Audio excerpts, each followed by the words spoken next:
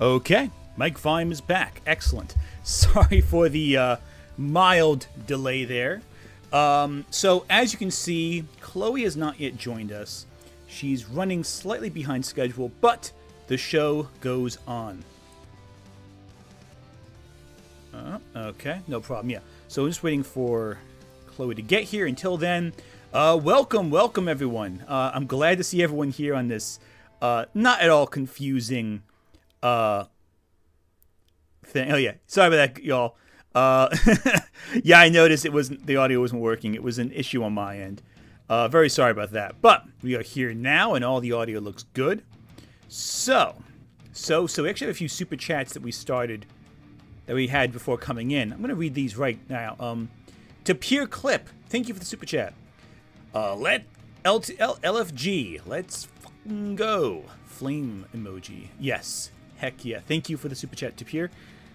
Taper, sorry. Annie Nerd, thank you for the super chat.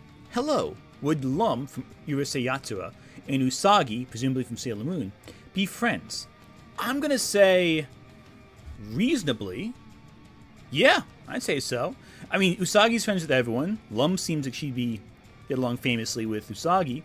I'd say there's a good chance of that. Yeah, definitely. All right. Let me open up to the big full screen here. So, I'm going to wait mainly for Chloe to arrive before diving too much in. Oh, here we go. She's here. Join call. Hello, Chloe. Let me turn off the music back here. Chloe, can you hear me? Chloe. Can you hear me? Yes, I can. You're in. Perfect. Okay, you might want to give me like 1 minute on this, just because I'm still like setting everything up. No problem. We're live right now, so everything is good. Don't worry about a thing. I'm just holding this. Oh no, we're live right now. It's all good. Don't worry. You're fine. No rush. We're just getting things set up, so take your time. It's all good. Okay, all right. Cool. No worry about a thing. We're all fine. Oh my goodness. Yeah, but we'll catch up with Chloe in a second. She's just putting her things together. But don't worry about a thing. Let me actually add you to the screen right now, so they can all see you. There you go. Anyway, so no, you're not late. We're just getting started. In fact, everyone's just kind of throwing themselves together right now, so it all works out. So today's topic is going to be a little interesting. It's going to be a mix of a few topics at once. Get myself some tea right now. If you have some tea, now's a good time to pour it, because this is going to be one of those more, in theory, relaxing videos. Plus, last time we discussed anything tangibly connected to this topic, I was not feeling okay. So it all works out. All right, just letting you know, I'm just going to need to restart real quick. I will be right back. My computer is being weird. No problem. I hear you. We'll be here for you. Don't worry about a thing. I'll explain the concepts once while you're out. Okay, cool. So, ignoring some technical difficulties aside, let's get started with what we're going to be talking about. So, as many of you all know, there are two YouTubers we'll be discussing today. Primarily one, because one of the YouTubers discussed is one YouTuber. I'll wait for Chloe to really just dive into Noralities and all that, but I think a lot of you all know at least one of these two YouTubers we'll be talking about today, either Just a Robot or Noralities, both of whom are commentary channels who had some very interesting viewpoints, encountered some controversy, and from there went on to do, with Just a Robot, everyone here just about knows what he did, and with Noralities, unfortunately, we don't know where she is. But we're going to be talking about some nice 90s anime, some hot takes, and as usual, criticizing the critical opinions of others. So I'm going to look at some comments right now while buying for time for Chloe to get back. Drinking a latte now. That sounds pretty nice. I have some chai right here myself. Having a little bit of chai. It's not bad. I'm always fond of chai. Chai is one of my favorite teas. I was actually just thinking, I actually got some, is she dead? I assume you're asking, is Noralities? I don't know. I don't believe so. I have no reason to believe so. I think she just stopped being on YouTube, but I have no idea what happened to Noralities after she kind of stopped uploading. If anyone knows Noralities in real life, let me know if I could talk to her. She seems like a really cool person. I'd love to have her on a stream one time if she's ever up to it. Cardcaptor Sakura is honestly a product of its time. Well, we're going to have some mixed opinions, I think, on Cardcaptor Sakura all around. But I personally love Cardcaptor Sakura, though it does have some very obvious problematic elements. Isn't chai tea just tea? Well, if you say chai tea, it's TT, basically. But yeah, it is tea. I think Noralities is honestly a product. Sorry, I hope you're having a good day, and yeah, I've had a good day. It's been very busy. I'm hard at work on next week's video, which is looking out to be absolutely massive. It's going to be a gigantic video next week. This Friday, though, we have a video coming up, and that's going to be on Dragon Ball. So looking forward to that one. If you like anime, this Dragon Ball video may be entertaining to you. Baichi Apiodera, thank you for the super chat. Both sad and happy to be watching takes on my second favorite anime of all time, though have only seen Noralities' take on it. Well, then you can be very familiar with this one. So, Just a Robot's take is on Noralities herself. Noralities' take is on Cardcaptor Sakura. These two videos intersect, I feel, and have an overlapping interest.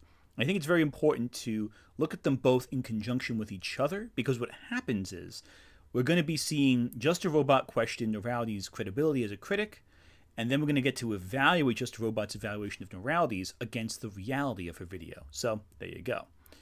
I'm so excited for next week's video. Yeah, next week's video is going to be massive. It's going to be over 2 hours, I think, based on what I have so far. It's going to be a long one. Okay. Oh, you're back? Awesome. Chloe, you're back.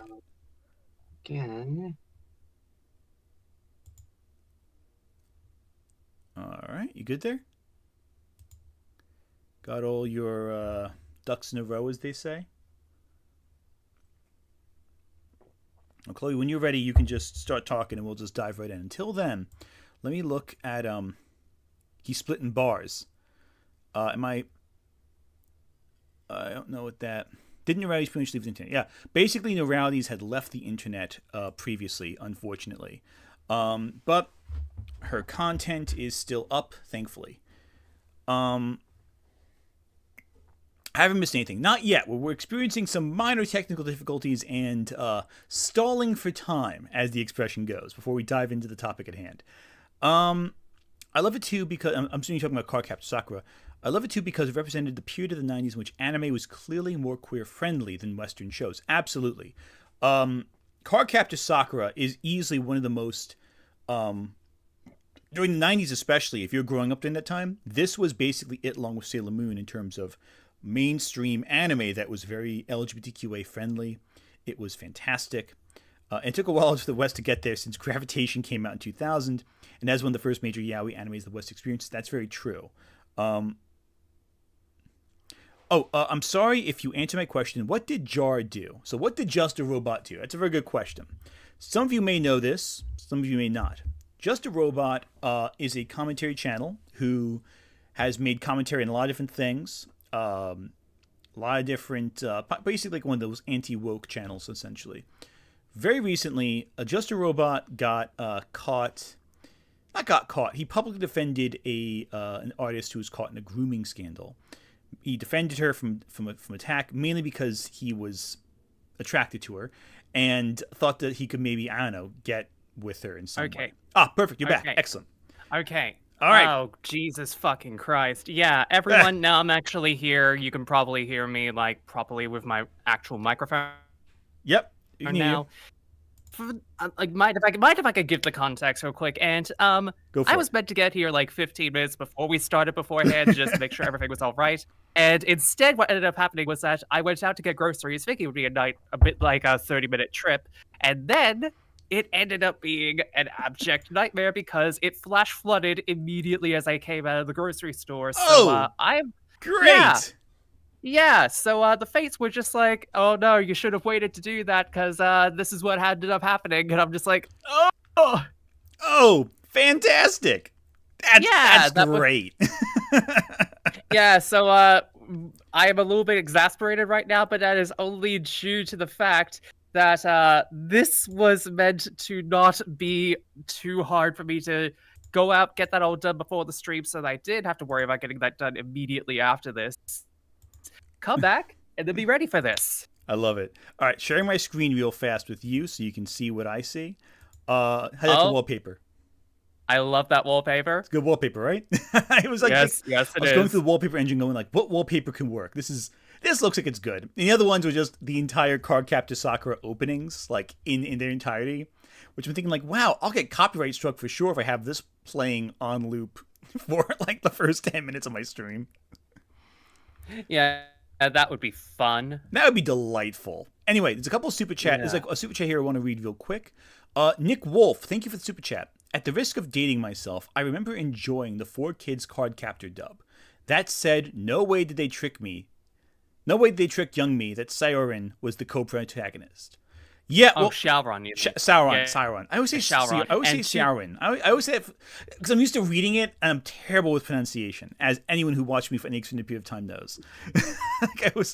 I will say though, it was not 4Kids. It was not 4Kids who did it. It was Nelvana Entertainment who did that dub. That is true. 4Kids, while infamous for their dub massacres, didn't do that. Sharon.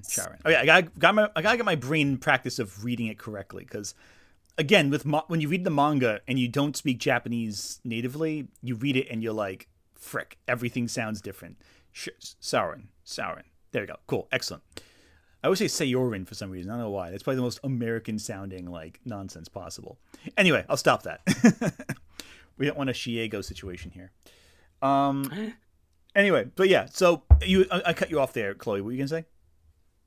Yeah, I was just gonna say with that one, I was just correcting you on the fact that it was Sauron for the pronunciation of the name, and it was the Nelvana dub that happened with that one, which interesting fact about that one, actually. There's actually two versions of the Nelvana dub out there. There was the heavily edited, cut down version that was aired out of chronological order that came out in the United States and whatnot. But in Australia, there was actually a different version that was released, which aired in chronological order, had no episodes skipped, and actually, while it did still edit out some bits like the relationship between, can't remember their name right now, but Sakura's older brother and his high school boyfriend, as it were, and Tomoya's lesbianism, that they did actually not cut out anything else aside from those little changes in the dub. So there's a non-edited version of Cardcaptors out there that aired exclusively in Australia, and I only know one, I remember this because that was my exposure to Cardcaptors, and two, it was online at some point, and it actually had fully dubbed versions of the openings and endings of the Japanese versions. So there's an officially dubbed version of Catch You Catch Me out there. I think I've seen that. Wasn't it on Crunchyroll for a while? I'm not sure if it's still there because Crunchyroll cut a lot of their content recently. No, this is a different one. So there's like that two version that you're separate English dubs beyond like the Nevada and something else. Yeah, there was the Nelvana dub, and I believe there was a redone version of like the English dub Cardcaptor Sakura that was done around about in the late 2010s, and I believe that's the version that was out on Crunchyroll for a while. That would make sense. Okay. Yeah, because I saw a version on Crunchyroll a couple years back, and I was thinking like, oh, that's really cool, actually. Because I hadn't seen because again, mainly a manga reader. I mainly read the manga, but I hadn't seen the anime in so long. I'm thinking like, oh, well, the anime, I feel like that would be a little slower paced. I feel like it's going to be a little, because it's so long versus how short the manga is relatively. So anyway, some people tell us to get on with it. Let me first and foremost read a little more super chat by Epiodera. That's everyone who only reads names, in reference, I guess, to me mispronouncing some key names there as forever. So, Chloe, here's what we're going to be doing. I mentioned this to you before. What we're going to do first is watch one of the critical review responses to Noralities. What we're going to do, that point of that is to see what people who didn't like Noralities were saying she did, and then we're going to contrast that with what Noralities actually would say. So, in part, looking at the negative feedback she received when she was actively uploading, and then what we're going to be doing is saying, okay, well, that's what they were saying. Let's compare what they were saying to the reality and go from there. And it's going to be a short. The first one's going to be short, so don't worry about that. But it may cause you immense psychic pain. So you have your earphones on. Here we go. Let's just jump into this one. This one's going to cause you immense pain. I'm telling you right now, you're going to hate every second of this. Oh, wait, we have one big super chat, though, before it gets started. For Omega, thank you for super chat. As someone who grew up loving the dub, something was always off behind the scenes there. I actually contacted Nelvana in 2005 asking about a DVD for it and received an angry email from execs asking how I knew about the show. What? And to be fair, that was like 5 years after the Nelvana dub had finished broadcasting. Maybe the person who had written that email was just like, wait, people know about this? Why do they know about this? Like, who are you people? I love it. I don't know. Maybe they were just expecting that like people would have just forgotten about it after 5 years. Maybe they were just thinking that audience members had like short attention spans in that regard. Maybe, but that's still wild. That's not nearly enough time to forget about it. That's wild. Anyway, so let's cause Chloe psychic pain before we have fun. Oh, Jesus. Here we go.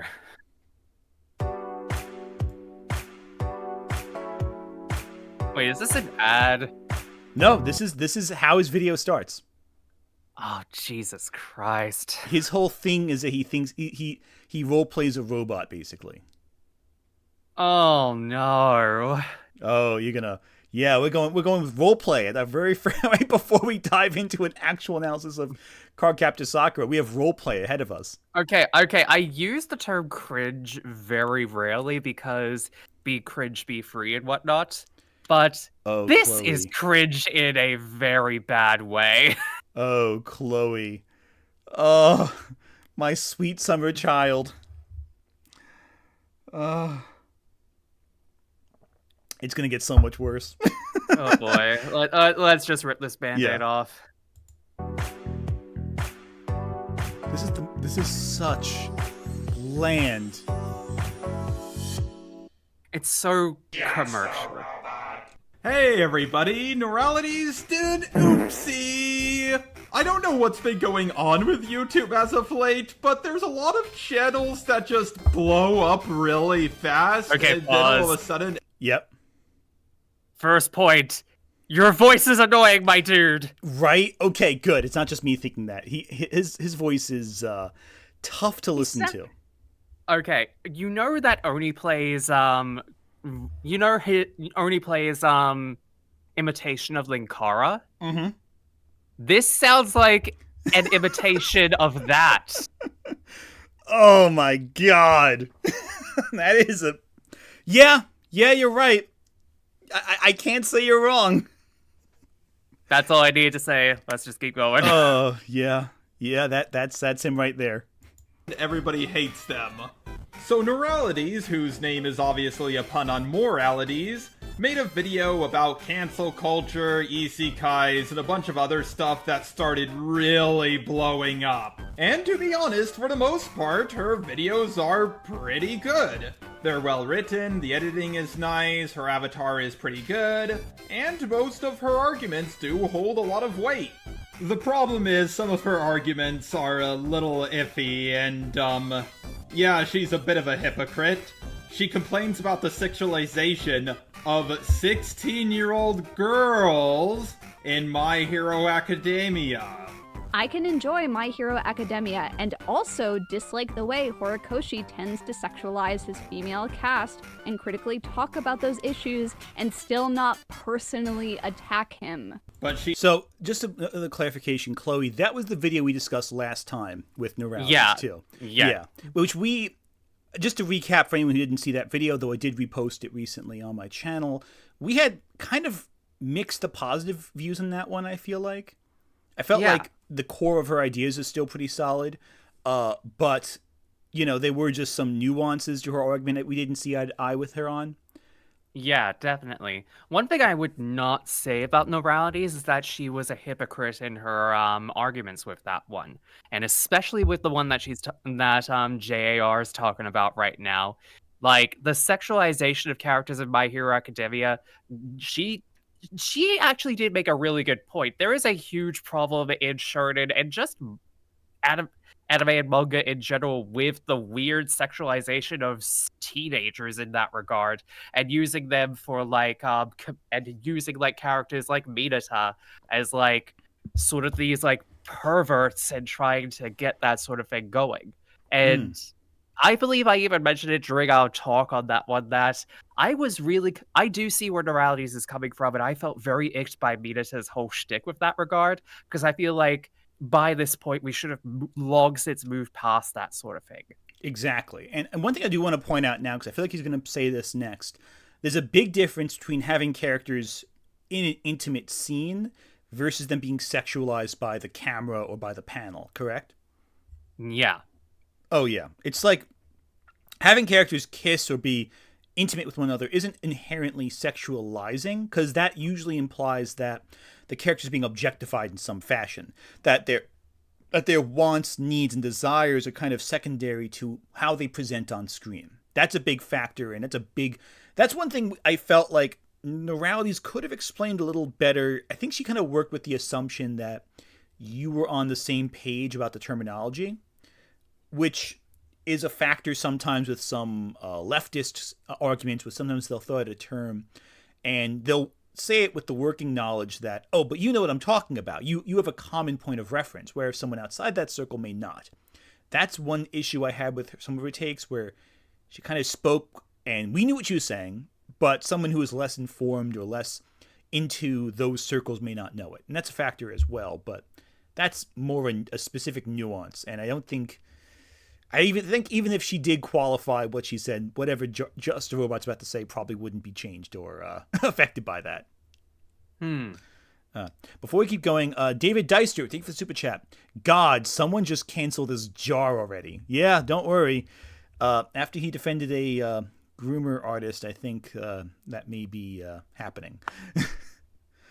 Anyway, back to this. He sexualizes the boys from My Hero Academia. Noralities herself has drawn yaoi fanships of My Hero Academia characters. Whilst in my opinion these pieces of art are actually harmless, it's still taking children who are not adults and putting them in sexualized positions. I'm sorry, they're kissing. Yeah. This is where I thought we were going to with this one, and I feel like this is where a lot of people really kind of attack Noralities for no goddamn reason. 100%. Because I will say this, if you conflate the idea of kissing and intimacy with sexualization, that speaks more to you personally than anything else. Because if you think that...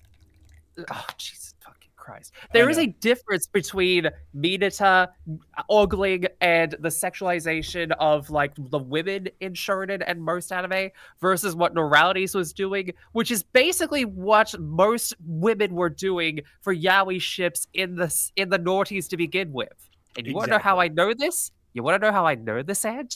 How Chloe, would you woman know this?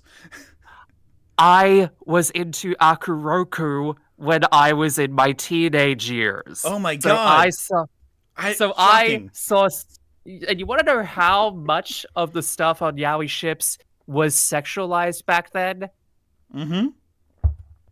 Only like less than a quarter of it. 100%. And like the stuff that they're showing up to be all like, look, Noralities is like portraying teenage boys in sexualized situations. Honey, I hate to break this to you, but if you think this is the most sexualized thing that Noralities could ever do, go back to church. Okay, so I just want to draw a comparison real quick. I want to have a side-by-side here. So this is one of the shots that Noralities drew of, we got this, which is, this is kind of great, actually, I'm not going to lie. That's kind of a great that's wonderful. Let's compare that to what she's complaining about. Cast and critically talk about. So here we have fully nude covered in slime or clay, what have you. We have about those issues. We have fully naked characters. We have fully clothed hugging and kissing on the cheek tenderly. Like, they're not remotely alike. These are very different visuals. Yeah, it's just like, what the fuck are you even comparing this to? And people blew this so far out of proportion. They were looking for something to... the problem is they were looking for something to attack Noralities. They were looking for anything to attack Noralities for, and they basically went for the absolute most tame thing they could attack her for. Yeah. Drawing the most tame yaoi possible. Mm-hmm. Exactly. It's ridiculous. And you want to know who most of the people attacking her were? Men. Mostly straight men. Yeah. And you want to know why that was the case? Because they see stuff like this and they feel disgusted by it, because most of them were straight white men who would have been disgusted by this, because it's just like, no, he's meant to be with Ochiko. And it's funny, it doesn't even happen. Spoiler. Yeah. Yeah. And like, these are the same people who would probably be in the same camp, would also just draw they would probably like look up NTR of like Bakugo cocking Deku for Ochiko. And they would be like disgusted by this? I'm sorry, but like, it's ridiculous. Get your priorities in order, my guys. It is thoroughly ridiculous that they made a big deal about this. But we're only less than 2 minutes in. Let's just keep plowing through this. Sexualized positions. These characters are 16. Okay. They are children. Yet Noralities has drawn them in out-of-character sexual ways. The most egregious example is this Bakugo sketch, wherein Bakugo is seen with an arrow pointing to what is presumed to be his genitals. Oh god. Let's look at that shirt for a second. Explodoc.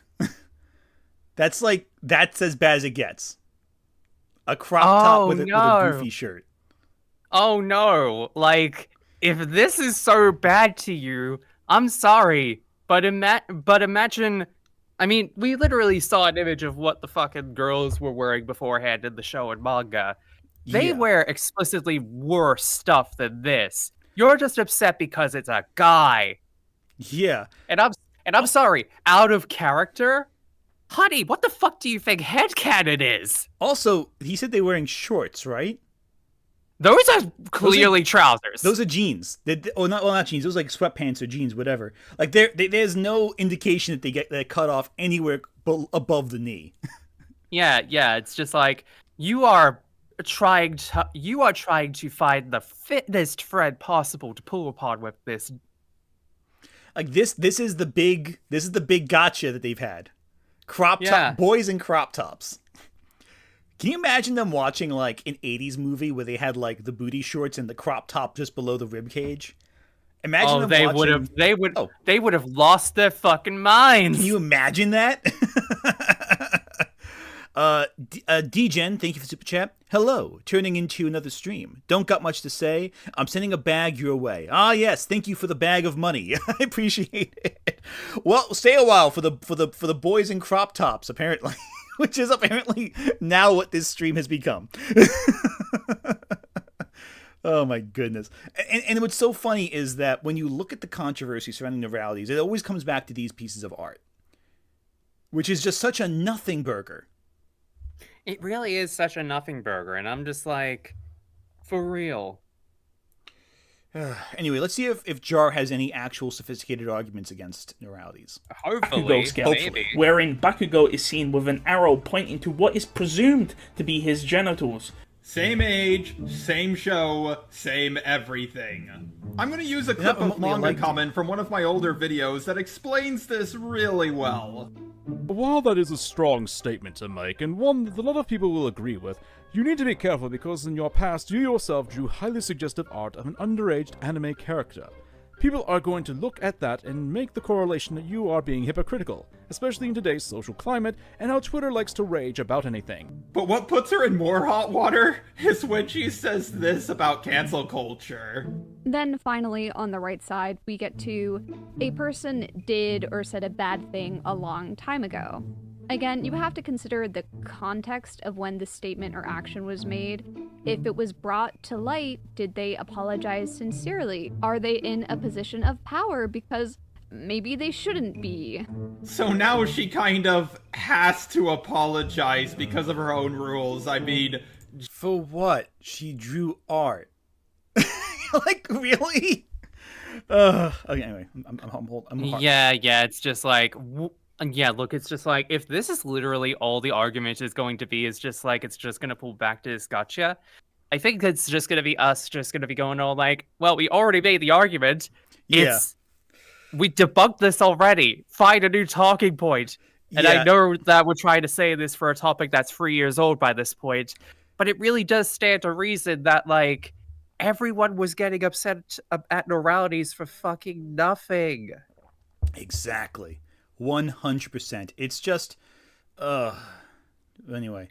And we're going to get into this too again with the Cardcaptor video, because for those of you who don't know about Cardcaptors, Cardcaptor Sakura, there are some topics that overlap with some of this discussion as well. We'll get to that when we get to it. But let's see right here. Jesus, how do you put yourself in this situation? Like, you would think that complaining about, lolicon, pedophilia, and other stuff like that would be the easiest thing in the world, but somehow people manage to still screw it up. I'd like to remind everyone that Jar recently defended an actual child groomer because he thought the child groomer was hot. I just want to point it out there. He did that. That's a thing he did within the last month. So hypocrite. Take that context here. I think that's a little more hypocritical than Noralities drawing boys kissing, but I digress. For real.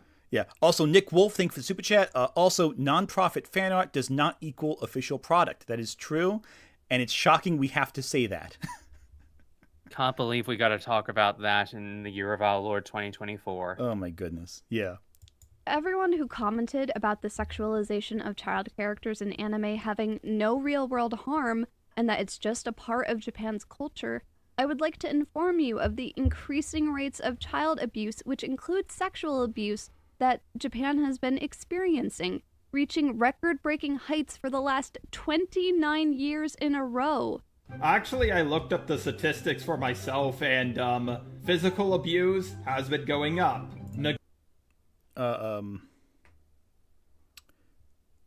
That's not exactly the point. She just said child abuse. Neglect has been going up. Psychological abuse has skyrocketed, but sexual abuse has basically stayed the same. It's not a refutation of what she just said.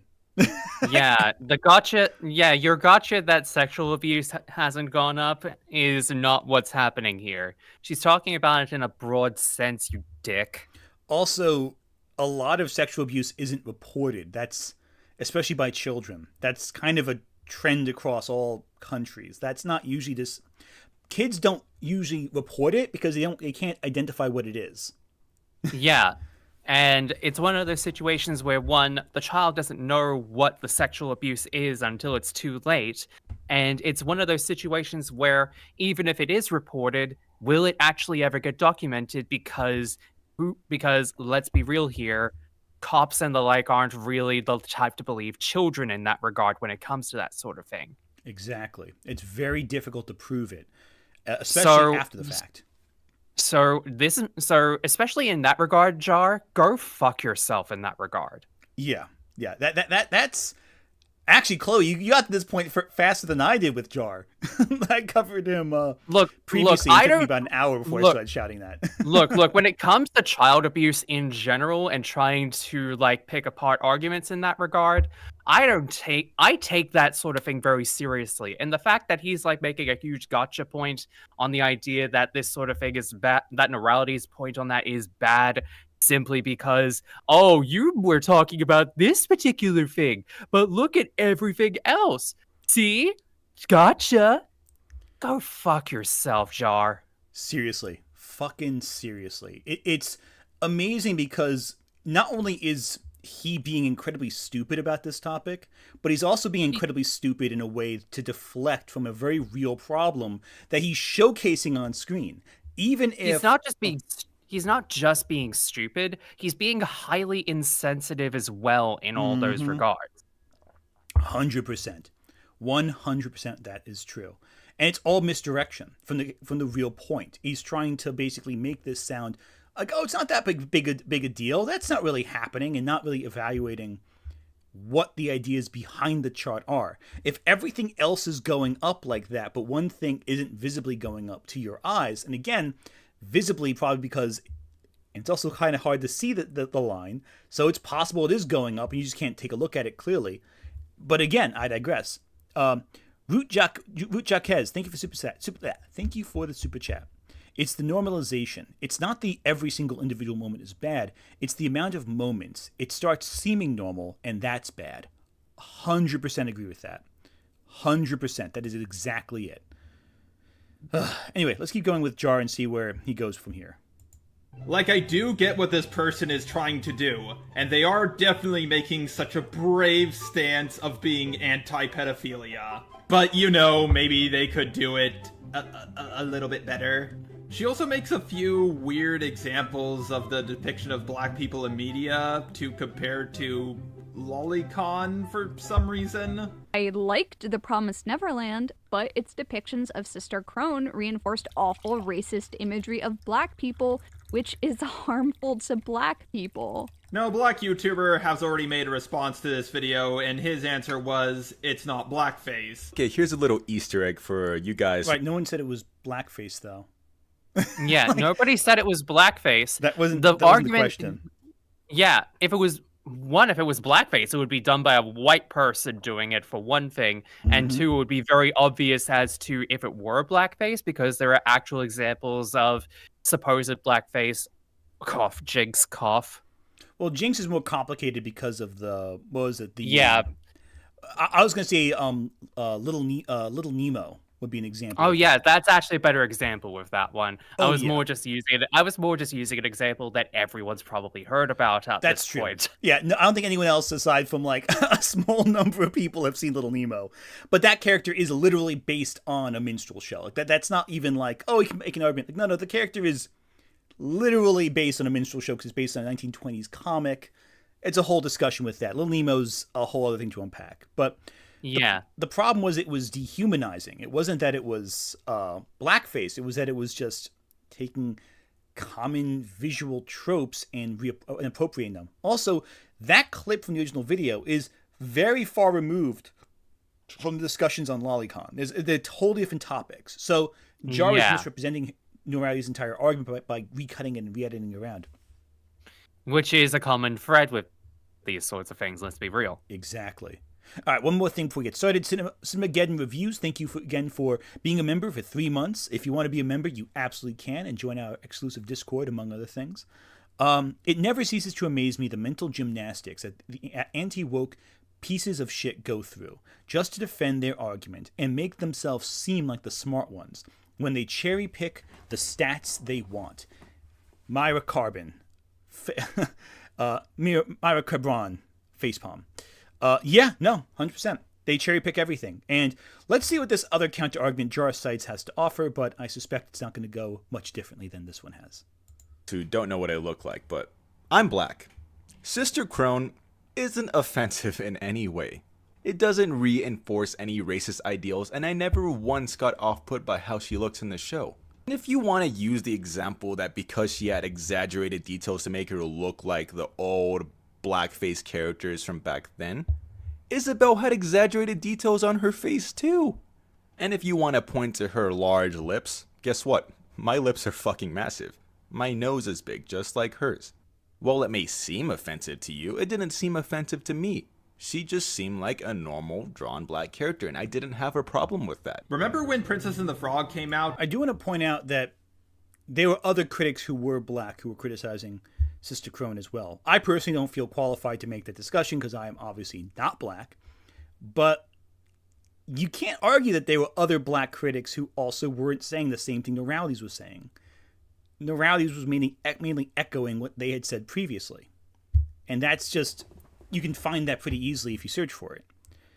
So just because you personally weren't offended does not mean that no one else was offended, nor does that mean that your singular opinion silences the opinions of others. That's a factor worth considering. That's my opinion there. Corin. Yeah. Oh, sorry. I'll cut you off there. I'm so sorry. No, you're all good. I was more just like, I will be completely honest. One person's opinion on this doesn't really take away from like an entire culture about this one from here.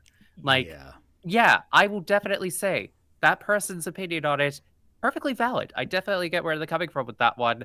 But it doesn't exactly take away from the fact that the rest of the culture could definitely see that and feel a certain way that Noralities is talking about with that one from there. Exactly. And to take away from that and basically say, oh, no, Noralities is just like playing it up for like their whole like culture thing just to like get some clicks on it and just like is misrepresenting us is kind of backwards in that regard. Oh, very. And the big issue too is that what they're ultimately doing is citing the one person who happens to be black who makes a counter argument saying, see, there's nothing wrong with it then, because one person said it.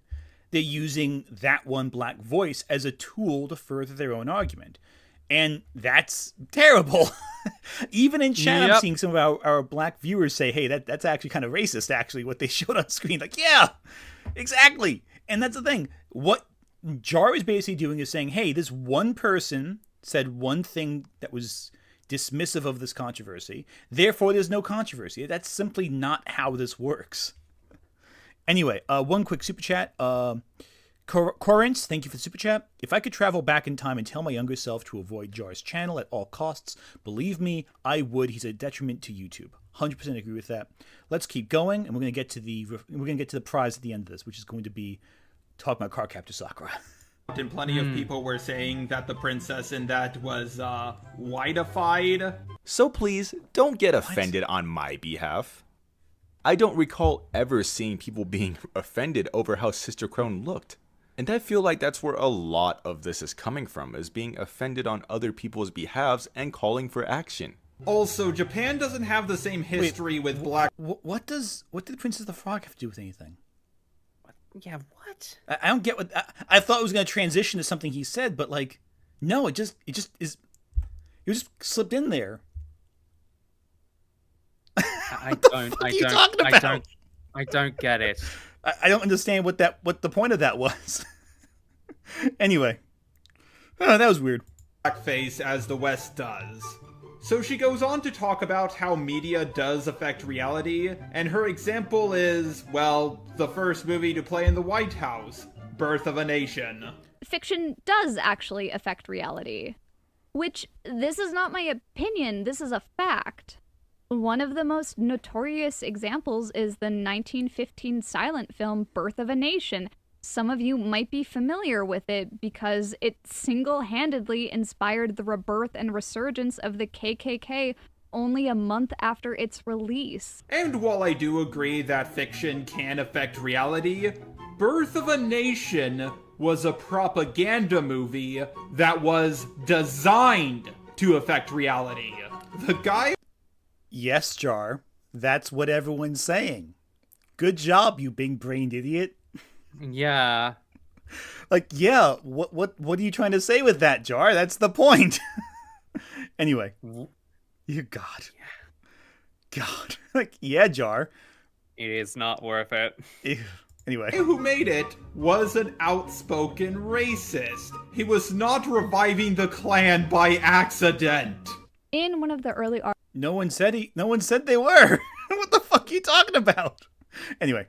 arcs, the dungeon master, Griffin McElroy, accidentally stumbled into the bury your gaze trope, wherein one of his queer non-playable characters' story unfortunately ended in tragedy. And when people online told him about how that's kind of a loaded, shitty trope, he literally changed it and made efforts to not let that happen again. Now, the whole bury your gaze trope is a very hotly debated topic. Hell, it was one of the first... Is it debated, Jar?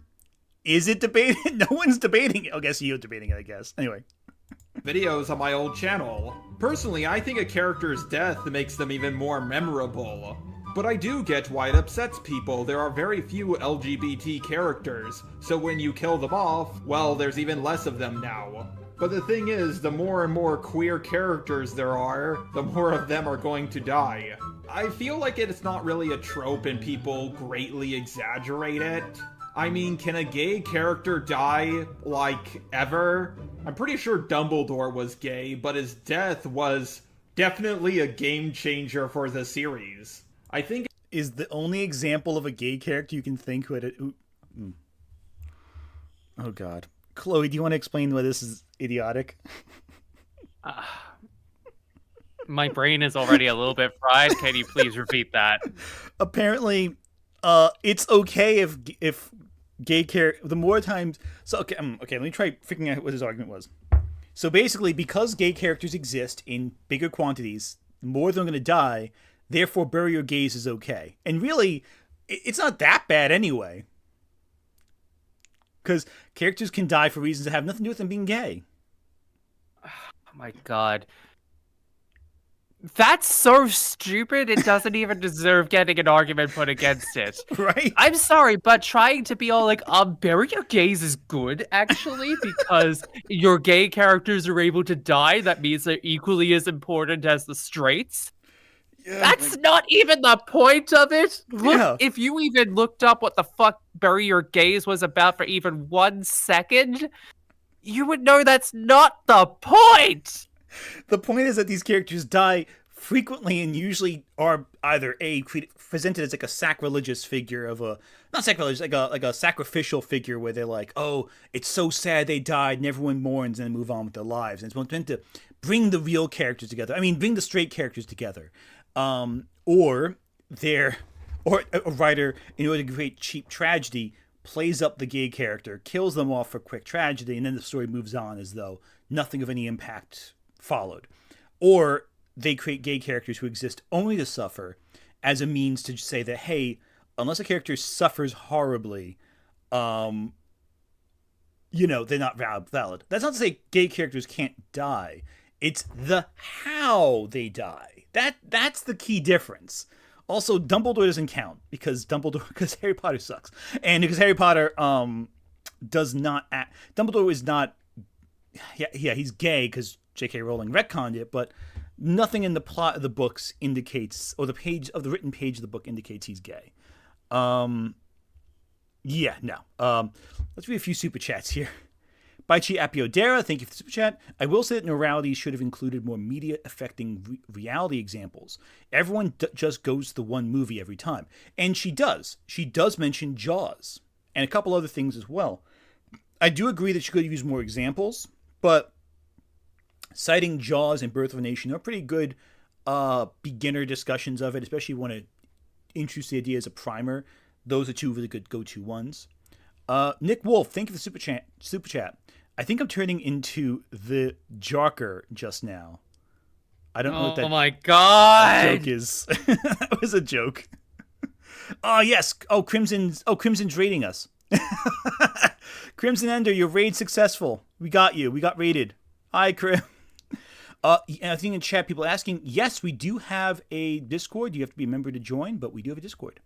Anyway. Oh god, what's happening here? Crimson Ender has raided us. Oh no! Welcome. We're suffering collectively. Apparently, we are learning about the concept of burying gays. It is bad. Let me just go back a second so all the new people can experience this pain with us.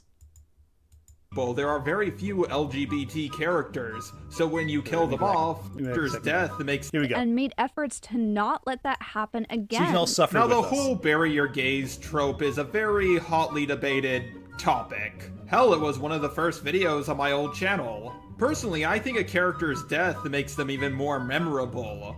But I do get why it upsets people. There are very few LGBT characters, so when you kill them off, well, there's even less of them now. But the thing is, the more and more queer characters there are, the more of them are going to die. I feel like it's not really a trope and people greatly exaggerate it.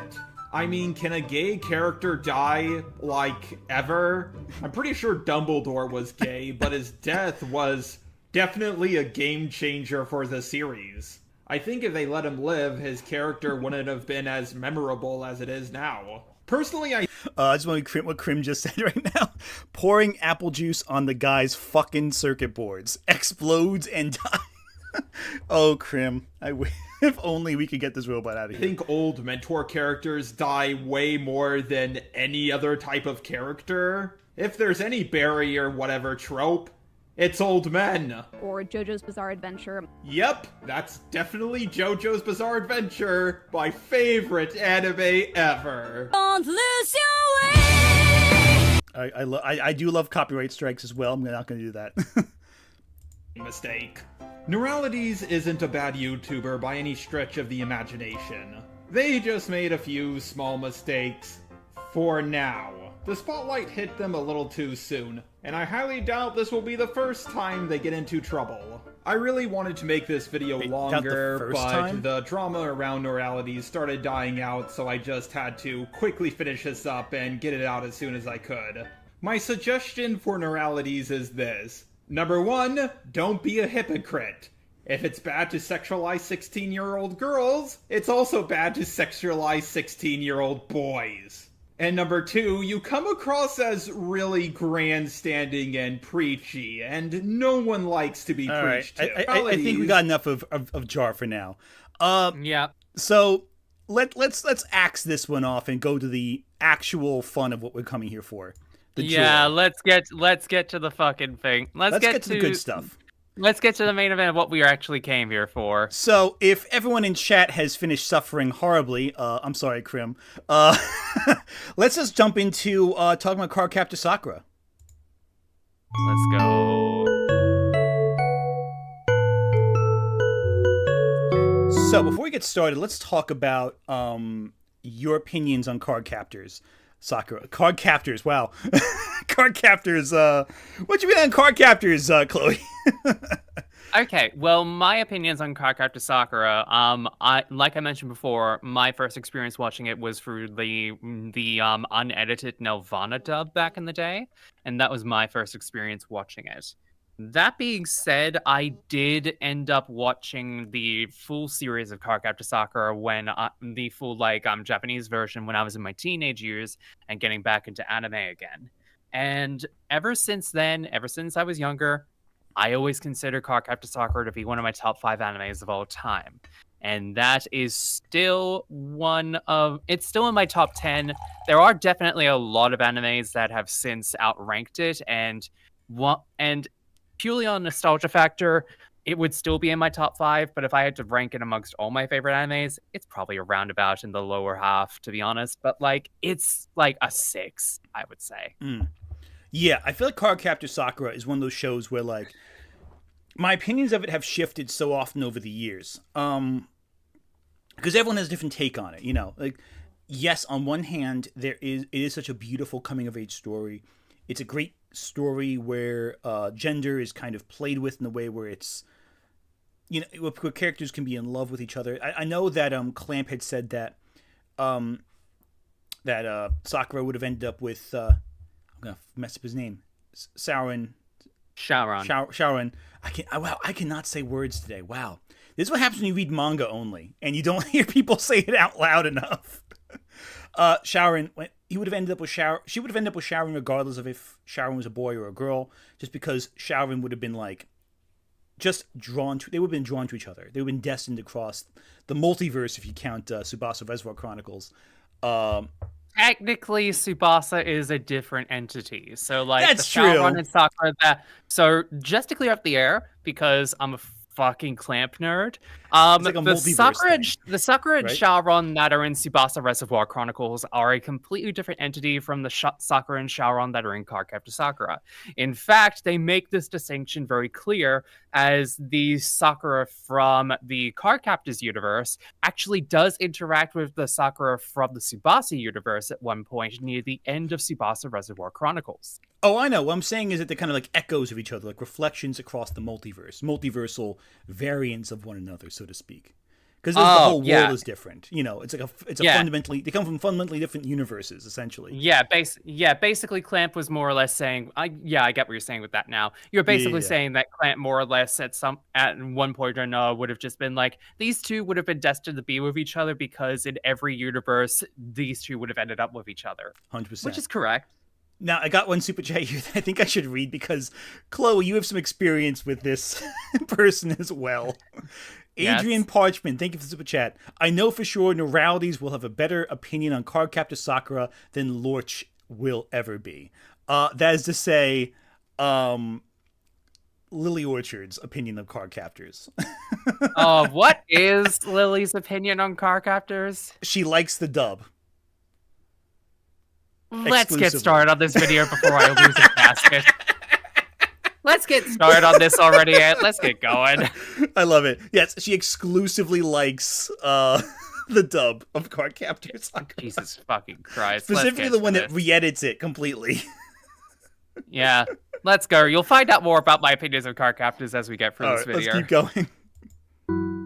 I've been slowly working my way through covering some of the definitive works of the magical girl genre, which I love, but often feel are overlooked or under-discussed for one reason or another, and I hope to eventually be able to cover all of my favorites. But unlike Revolutionary Girl Utena or One more thing also. Crimson, I'm just reading your chat. Lily Orchard also says that Cardcaptor Sakura is incestual and enables pedos. Jesus fucking Christ. Also, Sai, thank you for the super chat. Lily said the Cardcaptor censored dub is the quote-unquote only watchable version.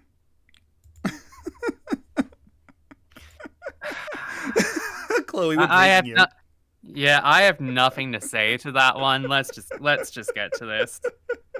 Oh, it's terrible. Princess Tutu or Sailor Moon, which I absolutely adore, my feelings on Cardcaptor Sakura are way more of a mixed bag. There are many unique and clever aspects that Cardcaptor Sakura has in its quiver that make it an undeniable standout magical girl series, and those aspects are absolutely worthy of praise. But it also has some truly awful story choices that can potentially ruin the entire viewing experience. Okay, so let's read this real quickly here. Where are we? But it also has some truly awful story Love is love regardless of gender. Yeah. choices that can potentially ruin the Also age, so it's totally fine for a 9-year-old to promise to marry her teacher in the future. No. That's going to be a topic of discussion. I mean, I think I know the character in question that she's talking about with that one there, and all I have to say is, it's a bit icky. I recall very much like reading that when I went through the manga again earlier this year, and reading that is certainly, I can definitely see where Noralities is coming from, because that is very ick with that one from there. Like, there's actually like I think this wasn't really done in like the anime, but in the manga, there is actually a bit of a relationship between like one of the students and one of the teachers in Sakura's class. Yeah, and I know that I'm seeing Krim in the comments because I know he has a very strong opinion on this one. We'll get to that, Krim. Don't worry. I know Krim. I've talked to Krim about this too. I know he has a very particular opinion on that trope as well. That's a very interesting take on it. I have feelings, and I'll reserve that for later when we get to that point in the discussion. We'll keep going, I think, for now. entire viewing experience, which makes it kind of complicated for me to talk about this series in a typical review format. How do I acknowledge the series' accomplishments for the landscape of the magical girl genre and LGBT representation, while also at the same time addressing some of the harmful, problematic romantic relationships portrayed? Especially when all of those aspects vary immensely between the manga, anime, and dub. Which means there's a lot to cover here. 12 volumes. I think it's very important also to note that complicated media is sometimes the hardest to discuss. Personally, that's what I thrive in. I thrive when we talk about complicated, messy material, because, and I'm also seeing Sai and some others in chat mention, yes, Sakura's parents were also a student-teacher relationship, though the age gap was significantly closer, I believe. But it's still, especially from our perspective, very uncomfortable. complicated media is sometimes the hardest to discuss, and it can be really difficult sometimes to find that middle ground between negotiating through stuff that you do deem as a problem versus stuff that you feel is positive. And sometimes it's difficult for people to kind of find a compromise between things that they adamantly love and things that they find repulsive in some way. I do want to read Krim's comment in chat, though. I just noticed it here. I think it's important to note. And it's important to this overall discussion because this is a discussion and there's a lot of ground to cover. Cardcaptor Sakura is fictional at the end of the day, and Rika is a wish fulfillment of girls that often are taken advantage of when they have crushes on older men. Rika's teacher didn't, that's the point. It's not ethical, yes, but you get caught up in that with complicated media, you're going to miss the forest for the trees. And that's also a valid point. That's a true point. With these shows, it is wish fulfillment for the audience, which is younger kids. And you have to kind of go, is this touching upon territory that's dangerous, or is it touching upon territory that's totally like fairy tale logic, fantasy logic, and we shouldn't take things too seriously because it could be a problem? You know, and I'm seeing in chat also, I see Lizzie Shiro's mentioning this, that you looked up teacher-student relationships in Japan, and it's looked down upon by society. Yeah, so again, there's a lot of taboos that Cardcaptor Sakura plays with, and it's just that some taboos have aged better than others, and some taboos are just things that bother us across certain areas, and some taboos are just not ethical, and some taboos are playing upon dreams that younger audiences have in general, you know? So it's complicated. It's tough to find a real answer sometimes because messy media is, by its nature, messy and offensive sometimes. Sai, thank you for the super chat. I love Death Note, but I also acknowledge and criticize its sexism. Entirely. Yeah, exactly. So a work like Death Note has internal problems and difficulties it works with or ignores, and has writing problems. And it's important to negotiate, hey, this is a flaw within the work on the writer's part possibly, and here's the merits. How do you find the middle ground? I personally think the positives of Death Note, for example, and definitely Cardcaptor Sakura, I feel the positives outweigh any potential negatives, and maybe the discourse. And sometimes I think that the ideas that Clamp plays with, sometimes they run away with. I'm not sure. Chloe, do you have? I feel like I just kind of commandeered the discussion just now to go on a miniature diatribe there. I'm sorry. No. I do get where you're coming from with that one. And you are correct in stating that a lot of those things, like for the time it was written, were kind of wish fulfillment in a sense. It doesn't take away the fact that even if it is wish fulfillment, it's still a little bit icky in modern context because, like, why? Just why was this, like, really sort of a thing to be focused upon? And it's kind of why I'm really happy that the anime doesn't focus on it as much, to be honest, because this was one of those subplots that I really was not a big fan of in the manga when I read it. Agreed. And I should mention right now, I'm not a fan of this part. I find it very uncomfortable, but I should mention that right now. That makes me very deeply uncomfortable as well. But I do want to point out every side of it so this discussion is more fully fleshed out and looks at the situation from all angles. Baichi Epiodera, thank you for the super chat. Cardcaptor Sakura was a more traditional magical girl show that came out during the era of Cutie Honey and Sailor Moon going full force, which makes magical girls more like Sentai. Yeah, that is true. It has a lot more in common with the classic 70s and 60s magical girl shows, where it was more a girl with magical abilities who gets into adventures and hijinks, whereas Sailor Moon and, I guess, Cutie Honey, although that was the 70s, that's more superhero stuff. Anyway, let's keep going with this video because it's a long one. Of manga, 70 episodes of anime, and 2 movies, in addition to the currently ongoing sequel Clear Card, which at the time of the release of this video covers another 10 volumes of manga and a 22-episode anime. My last month and a half has just been spent consuming Cardcaptor Sakura media, which is not how I would recommend any anime viewing experience, but especially something like Cardcaptor Sakura, which is better viewed a little bit at a time. I'm going to try to compartmentalize my feelings and unpack everything one at a time, starting with the good, then bad, and then talk about... I just want to point out that I love how she has the Sailor Moon, Sailor Mars overalls. And in case no one knows what I'm talking about, let me bring it up real quick. Let me bring this up real quick. So I'm gonna show you the fashion moment right here. That's what she changes one detail, but I'm just gonna bring up this fashion choice here. This is obviously just, granted, a bit of a longer sleeve sweater. That's cool, but it's definitely a look, a choice, and I am here for it. I love it. By Chipudera, thank you for super chat. I said cutie honey like an idiot. I meant pre-cure. That's fair too. Pre-cure definitely fits the bill a little more than cutie honey, I feel. No, but I love that outfit. I'm just saying that right now. Those are great overalls. About the series as a whole and not just the sum of its parts. So sit down, get yourself a nice drink, and buckle up for a long, weird episode. There's so much tea. All roads lead to Sailor Moon. Cardcaptor Sakura is actually one of the progenitors of the mid-90s post-Sailor Moon magical girl boom, and is now largely considered to be one of the early redefining classics of the magical girl genre. It's important to note that Sailor Moon didn't invent the magical girl. I just want to read something from chat just now. Crimson, and if you did drag, you would wear the pink overalls. Would you be our anime butch queen? I mean, listen, I would wear those, unironically. In fact, maybe I will one day when doing Sailor Moon. Again. Chloe, should I wear the pink overalls? Yes! Oh, God, I'm going to have to do it now, don't I? Okay.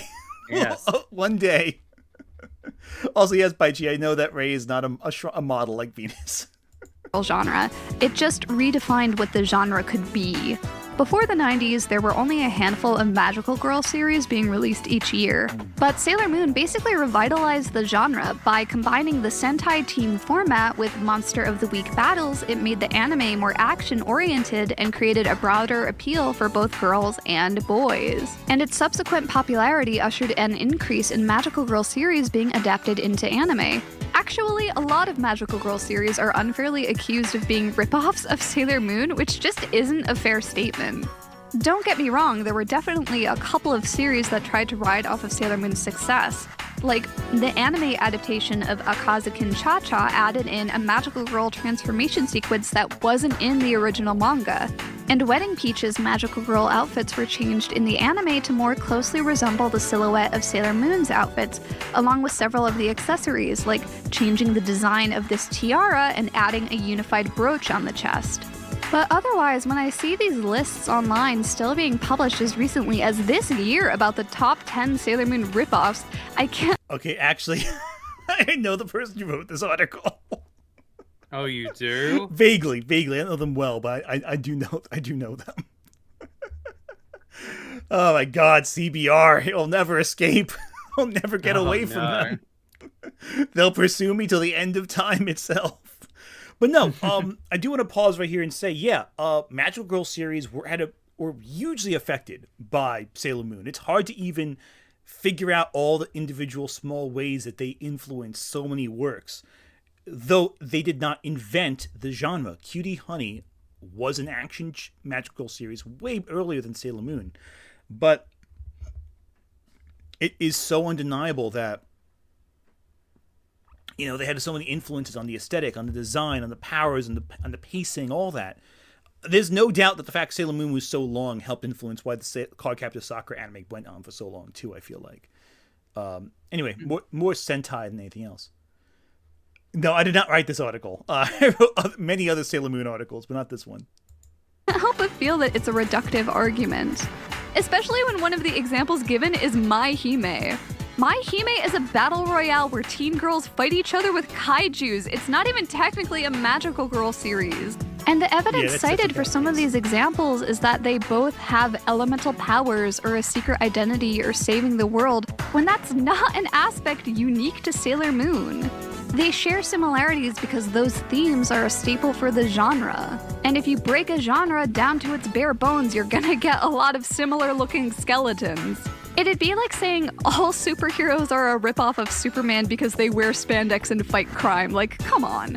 Sailor Moon's popularity definitely opened the door for and created a space for more magical girl series to receive anime adaptations. I love this fan art. I wish it was cited somewhere, but this is beautiful. Oh man, that's like a wave of nostalgia. I really love magical girl shows. I just love that. I just love them so much. Anyway. That much is definitely true. But I don't think it's fair that Cardcaptor Sakura is labeled as a Sailor Moon ripoff, even if it did benefit from Sailor Moon's success. The Cardcaptor Sakura manga was created in 1996 by Clamp, a very successful all-female manga artist group composed of the leader and writer Nanase Okawa and 3 artists whose roles shift for each series, Mokona, Tsubaki Nekoi, and Satsuki Igarashi. What's kind of unusual for most manga artists is that Clamp has never really stuck to one target demographic or genre. And actually, I do want to bring something up that's very important. Chloe, did you ever see one of the first things that Clamp created? Depends which one are you talking about. Oh, this is one of the most iconic moments in Clamp history. Oh, I'd be shocked if you've never seen this iconic moment from Clamp's storytelling. Let me bring the whole thing real quick. It's truly a work of beauty, poetry, one might say. Truly, and this is what they got famous for, basically. Even before Magic Knight Rayearth, all that. This is what they were most famous for. Oh yeah, I remember. Did you lay that. this egg? This was famous JoJo's Bizarre Adventure dojin where they lay an egg. Truly, it's beautiful. I'm just saying, this is iconic. And then from there they made so, like, if anyone ever says Clamp were ever had a point in their career where they just made normal stuff, no, they came out of the gate making the weird stuff, and I love it. They were always about that life. They were always about that weird 100%. shit, and I love them for it. Yeah, and listen, no matter what we say about Clamp, the fact that they are risk takers in the medium cannot be understated. They did things beyond taste or reason sometimes, and it's great. Baichiapio Dara, thank you for the super chat. Magical Girl series where little girls like with Mage, then Sentai, then Madoka happened, and the Dark Magical Girl was born, though nothing beats Evil Sailor Mercury from the live-action series. Yeah, Evil Sailor Mercury is very underrated, I feel like. That's one of the highlights of that live-action series. 5 people get what we're talking about, but if you know it was pretty great. Clamp making egg preg back in the day. True trailblazers. Love it. Have written series that are marketed towards girls, boys, and older adults. Some of their notable works include Chobits, Holic, and Tsubasa Reservoir Chronicles. Around when they were finishing wrapping up their previous work, Magic Knight Rayearth, which was being serialized in the magazine Nakayoshi, Clamp's editor asked them to make another series for the magazine. Nakayoshi is one of the longest-running shoujo manga magazines, meaning the target demographic is around 10 to 12-year-old girls. Princess Knight and Sailor Moon were both originally serialized in Nakayoshi, but Magic Knight Rayearth isn't really your typical shoujo manga series. While it does have some magical girl elements, it more closely falls into the genres of isekai, mecha, and swords and sorcery. Okay, Magic Knight Rayearth is celebrating its 30th anniversary, and it's getting a revival series. I'm excited for that. They're also reprinting the manga. I love it. I love Magic Knight Rayearth. Magic Knight Rayearth has one of the most, like, shock arc endings I've ever seen for anything. Like, the halfway point of that series, it just goes from, like, we're gonna pilot giant elemental mechas and save reality to, like, I won't spoil it because it is worth experiencing, but it has some of the most intense whiplash of any of, and when I say like modern isekai kind of sucks, like this is what I mean. This stuff was like it goes from like this tone of like wish fulfillment and excitement and joy, and then immediately halfway through just beats the shit out of you emotionally. Yeah, I will say this: modern isekai fucking needs to learn from Rayearth and as much as I hate to admit it, it needs to learn from Inuyasha in that regard. Also, Escaflowne. Yes! Yeah. Oh, yeah. Escaflowne. And I'd say even to an extent Fushigi Yugi, I think. But really, those four, I think, in general. There's a few other ones, too. Like El Hazard was another good one. But I think the stuff that draws more from this, like, I know My Life is a Villainess, My Next Life is a Villainess, like, all paths lead to doom or whatever. That was also pretty solid. I like that quite a bit. Anyway, I'm getting distracted. Escaflowne, by the way, you can't watch legally anymore. You can't watch Escaflowne on anything legally. That's nuts. Yeah, it's horrible. So the moment they stopped making isekai exclusively for girls, it got bad. I'm sorry. Hot take, but isekai was better when it was mainly a shoujo genre. Anyway, let's keep going. And because Magic Knight Rayearth was a bit unconventional, Clamp decided to make their next work something... Oh, yeah, so I just mentioned 12 Kingdoms. That's another great one. You ever see 12 Kingdoms, Chloe? Yes. That one's really good. Yeah, 12 Kingdoms is great. Yeah, I forgot about that one. That's another great one. I gotta rewatch that one. That's a good one. Anyway, let's keep going. More traditionally in the realm of shoujo manga and make a magical girl series, which would end up being one of the defining works of the genre. You know, no biggie. Yeah, it's fine. A summary. Sakura Kinomoto is a 10-year-old girl who stumbles upon an ancient magic book called the Clow, breaks the seal and releases the magic cards held within, and now she is the only one who can collect them all and stop them from wreaking havoc and bringing disaster upon the world. The cast includes Kero, the Beast of the Seal and mascot character, Sakura's best friend and fashion/film fanatic Tomio, her rival Lee Shaoran, her older brother Toya, and his best friend Yukito. Each story arc generally follows the pattern of the sudden appearance of a mysterious transfer student who has some nebulous connection to the creator of the Clow cards, Clow Reed, and they start causing trouble for Sakura. Sakura has a cryptic prophetic dream about meeting that person. A character is worried about something happening in the future that will hurt someone dear to them, and they vocalize it through unintelligible half-sentences. And at the end, Sakura averts a world-ending calamity after collecting or changing the Clow cards. No pressure. It's pretty standard magical girl fare by now, again because it did cement some of these tropes. In hindsight they seem more cliched. Sakura being a solo magical girl may seem kind of unusual now, considering that team units are a staple of the genre because it creates the maximum opportunity for the theme of friendship is magic, but at the time it wouldn't have been as unusual. Before Sailor Moon, magical girls were usually solo units. Although Sakura does eventually acquire several magical companions, her rival and love interest Shaoran actually makes them more like a magical duo, similar to Utena or the original Pretty Cure. Yeah. There are actually a couple of things that immediately stand out when compared to... Also, her brother's best friend, right? Yep. Best friends. Best friends. Very good friends. Just the best of friends. That's what they are. Just nothing sexual happening there at all. No, what are you talking about? They're just good friends. Don't even worry about it. Don't even worry about it. They're just kind with each other. Other magical girl series, such as the obvious occult aspect. Like, the Clow cards are clearly inspired by tarot cards, Sakura's wand functions as a witch's broom, and the visual design of Sakura's magic circle. All of these aspects give the series a certain witchy flavor that I'm a big fan of aesthetically. Yeah. Another instantly recognizable Clampism is the wide variety of fashion styles that they dress their characters in. One of the most prominent styles being used is the classic Lolita fashion style, which is itself inspired by the Victorian and Edwardian fashion and features lots of cute over-the-top poofy dresses. See a super chat here. Bachiapi Odera, thank you for super chat. Sakura has the better outfits. Change my mind. No, I'm not changing your mind. You're correct. You're objectively right. You are correct. You are correct on that one. And it's so notable to the fact that in every it's such a good thing because it's just like, you know how in every episode of Totally Spies they have like a unique outfit in there? That's not what I remember Totally Spies for, but go on. Yes. Yeah, Sakura has that same thing. Every single fight that she's in both the manga and anime, there's a unique outfit in each interaction that she has with the Clow cards. Mm-hmm. And all the outfits are made by Tomoya, her very good friend, her best friend.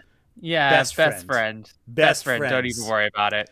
They're such best friends. Also, this is wild. XX Holic is just absolutely wild with their costumes. Well, Holic and Tsubasa as well, because like Phi is there, so it's like this is from Tsubasa. Oh, is it And Tsubasa? Tsubasa's Oh, it is not- Tsubasa. I'm sorry, I thought it was Holic. I get those two so mixed up because they overlap so often. Yeah, they cross over between each other so often that like they may as well be in the same series, which they are, mind you. Yeah, basically. Again, it's the Clamp multiverse. Also, I will say this. I may have to talk about that Clamp multiverse at some point, because that has been living in my brain rent-free for a solid 15 years. Oh, yeah, no. Also, I will say this. Cardcaptor Sakura kind of avoids the weirdly long, narrow limbs of other Clamp series. Because Clamp has some of these characters have way too long, thick limbs. Like, they are no intestines, all legs. It's kind of terrifying. I think Cardcaptor Sakura kind of has a more human-shaped aesthetic, which is great. Anyway. Or Clamp will also create looks that are more fantasy-inspired or just straight-up cosplay, some of which, shall we say, are more successful than others, and leave it at that.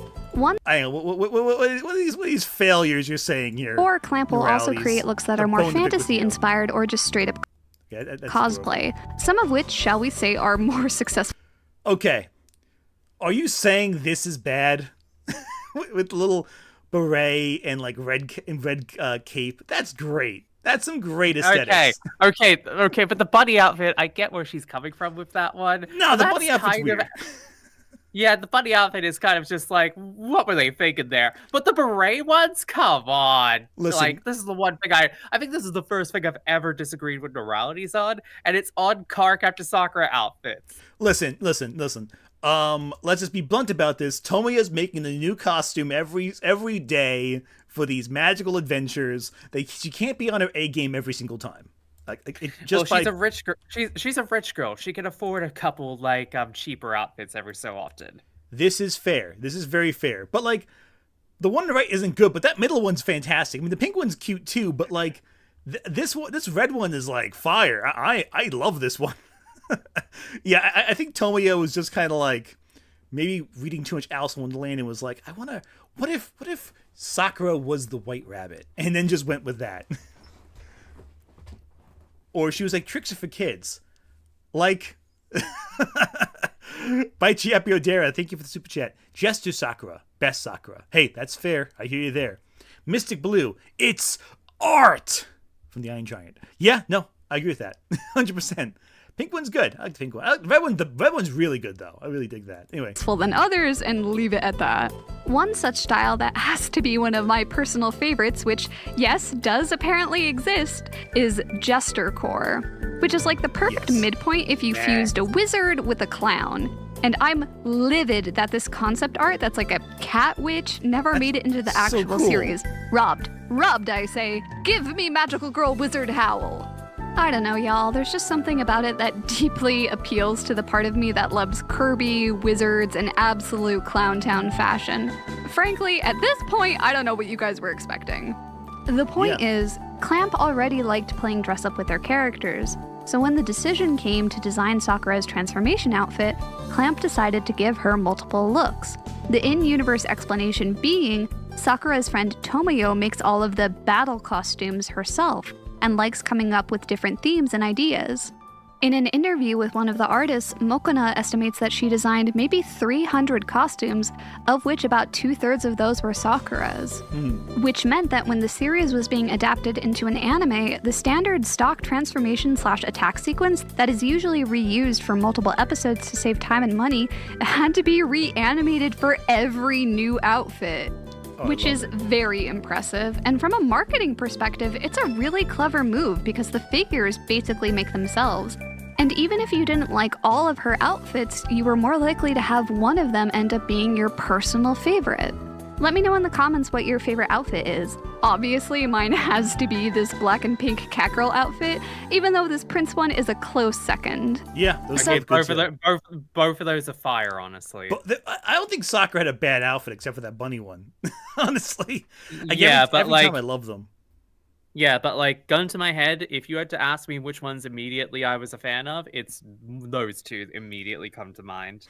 I'm starting the draft of the second part, a follow up to the novel I'm about to publish soon, and I'm trying to think of ways to include Jester Core into my novel.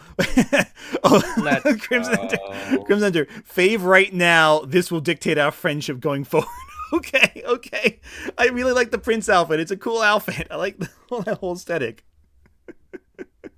That being said, though, Jester Core is pretty great too. All the collective Jester ones. I'd have to look at all of them at once to find like the one that stands out the most to me, because some of them just look so great. Anyway. So that's the general vibe of the series, but depending on which version you're familiar with, your impression of the series is going to be really different, because the way the English dub was handled is absolutely wild. Yep. Cardcaptors. Like a lot of late 90s and early 2000s. Again, just want to point out, this is the version Lily Orchard prefers. Just putting it out there. I win, Crim. Okay, cool. I win. Good. Anime, Cardcaptor Sakura received a heavily edited and censored kid-friendly English dub. The Nelvana dub was licensed for TV in North America and aired on the Kids WB, Toonami, and Nickelodeon in the early 2000s. Of which, despite having dubbed all 70 episodes and releasing them in other English-speaking territories, America only got 39 of them. There's some very standard early 2000s localization, changing the names to English, adding in a new musical opening, cutting out references to Japanese foods or culture, or any allusion to same-sex relationships. You know, the usual. But what isn't standard is trying to elevate the rival character into protagonist status. To be fair, Sharon is already the series' deuteragonist, the secondary main character role that is often reserved for rivals and love interests. But when it came to marketing the show in the West, in a further attempt to appeal to boys, the title of the series, Cardcaptor Sakura, was shortened into just Cardcaptors. They took the title character's name out of the title and changed it from the singular Cardcaptor, as in there is only one, into the plural Cardcaptors. I don't know what you can compare this to. like people always talk about One Piece being a big deal. Like, oh, yeah, they changed all of One Piece, they added a rap in the front of it. This would be like, instead of like having Luffy be the main character of One Piece, you change it to Nami. Like that, it's hard to explain how drastic of a choice that is to completely alter it. It's honestly, it would be like what ends up it's like if they pretty much did what they did with Sailor Moon, but tried to make Tuxedo Mask more of an importance than he actually was. Tuxedo Mask, the main character of Sailor Moon. Yeah, it's like if they tried to seriously make Tuxedo Mask a deuteragonist, when it's like, there's an entire squad right there. Oh yeah, no. Sailor Mercury, who cares? No. Sailor Mars, who gives a crap? Sailor Jupiter, forget it. No. This guy, Tuxedo Mask. Sailor Venus? Who the fuck is her? We never can get that far. We cut out all her episodes at the rate they're cutting them out. Oh God. Yeah, no, this is just bad. This was really horrible. It's hard for a modern fan who grew up with like anime that's properly translated to compare anything to this. This is like exceptionally crappy. This is worse than anything 4Kids ever did. And I will say that very confidently. This was bad. Very early promotional videos even listed Lee's name before Sakura, which was done to make him seem more important. Oh God, that logo. Everyone's watching. A boy named Lee, a girl named Sakura. The cards have escaped, unleashing chaos on the world. Now, Lee and Sakura must capture them. And this didn't happen by accident. An article in the Los Angeles Times from 2003 revealed, John Hardman, Senior Vice President for Kids WB Programming, insisted that the changes in bringing Cardcaptors to the American network were minor. We asked them to take the female hero's name out of the title and turn it into a more gender-neutral title that wouldn't turn away our core boy audience. We did ask them to pull back a level on some of the romantic relationships. They also rearranged the episode airing order. The Volume 1 VHS tape, Tests of Courage, starts with all Sharon-heavy episodes. The first episode is his introduction episode, which originally was episode 8. Then the episode where Sharon collects his first Clow card, And the last episode is another Shaoran-heavy episode. And what's amazing about all of this is that while they were putting all of this effort into supplanting Sakura as the main character of her own series with a supporting male character, is that they also decided to edit her personality so that they could make her a strong female character. In response to anime fans' criticism about dubbing changes, specifically the choice to have Sakura's voice be lower, Hardman's explanation is, "This Sakura is feistier. She's an empowered female, not only to attract girls, but to make sure boys realize she's someone they should aspire to befriend." Which is like, how exactly did they make her more empowered anyway? If we compare the new... Alright, let's take a step back. Chloe, what are your thoughts on that? Okay, first of all, I actually kind of like the hot take here. I really actually kind of like the voice that they gave for Sakura's voice actor in the Nelvana dub. That's my biggest hot take, I feel, and it's a spicy take that I feel like is gonna get me like everyone yelling at me in like the chat in a few minutes. But Chloe, pistols at dawn. Meet me outside, pistols at dawn. We duel. But yeah, I completely get where people are coming from, especially in that argument that's just like, I get why why people don't like this version of Sakura, but also at the same time, it's just really kind of one of those things that's just like, you look at it, it's just like, okay, Sakura was not meant to be super like girl boss with this show. She's what, a 9 or 10 or 11-year-old? And she's frustrated with saving the world so quickly. Her literal first episode has her fucking crying about the whole situation she's in right now and feeling like she's helpless. She's not an empowered female character by design. She grows into that naturally over time as she becomes more confident as a card captor. At the beginning of the series, especially at the point where the series starts out in the US, she is, by design, meant to be meek. She is meant to be like one of those that she's meant to be like, oh god, I have the weight of the world to deal with now. Oh god, I'm 11 years old. What am I doing? I think it's very... I see there's a bunch of super chats here. I'm going to read them after I say my point, so don't worry. I think the idea of making a character quote-unquote empowered is sometimes one of the worst decisions you can make, because you take away the guts and spirit of what made that character interesting in the first place. Sakura's whole thing isn't that she is a Buffy the Vampire Slayer type. It's that she's a girl, a very realistic human child put in an extraordinary situation. And she approaches things with this dreamlike naivete. But that's kind of what makes her so great. You know, there is an innocence to her. She is sheltered in so many ways. She's not aware. She can be selfish sometimes. She can be very, but that's what a kid does. That's realistic writing. That's good writing. And it's these components that don't really change about her that are her strength.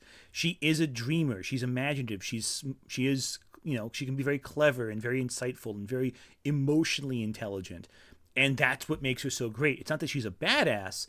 It's that she's human, and that humanity shines through in so many ways. And I think it's really quite great when a character is able to be more human, be allowed to be soft but strong at the same time, and not be hard, feisty, and aggressive as a shorthand for strength. It kind of pigeonholes people into being strong in only one way as opposed to strong in many ways. That's my opinion. Yeah. Anyway. And I do think that the dub actress for Sakura is talented, but you know, when you're working with that foundational issue with those writing decisions, it could be very problematic. Now, we do have a lot of super chats we got here, so I want to... Oh, I'm sorry. I'll give you a chance to say something, and I'll read these super chats. No. I was disagreeing with you. Oh, Google. Awesome. Let me read a bunch of these super chats, because we got a bunch all at once when we were talking about Sakura. I'll read them in order from earliest to most recent. Black Rabbit, thank you for the super chat. Man, I rewatched her ReZero video to give her a fair shot after realizing the hate was unwarranted. Turns out it was genuinely bad and made me feel more guilty. Think you could discuss it someday? Yeah, if people want us to discuss the ReZero video, I'd be happy to discuss that as well. That video, I feel, has a lot more problems because I feel like ReZero is a show that, I don't think she really liked, and therefore I don't think gave a fair shake. That was one of, I think, her weaker videos. I think ReZero is a solid show. I don't personally love it, but I think it's really well written, and what it is actually really good. Which is ironic for me to say, because I was just bad-mouthing Isekai before. But ReZero is pretty good. ReZero is a modern isekai that actually is pretty decent. Yeah, and it deconstructs a lot. And I think she, just because she didn't like it, I think she kind of looked for more reasons to dislike it.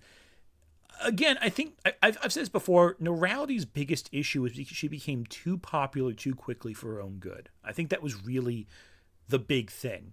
She got too big an audience in a very volatile demographic.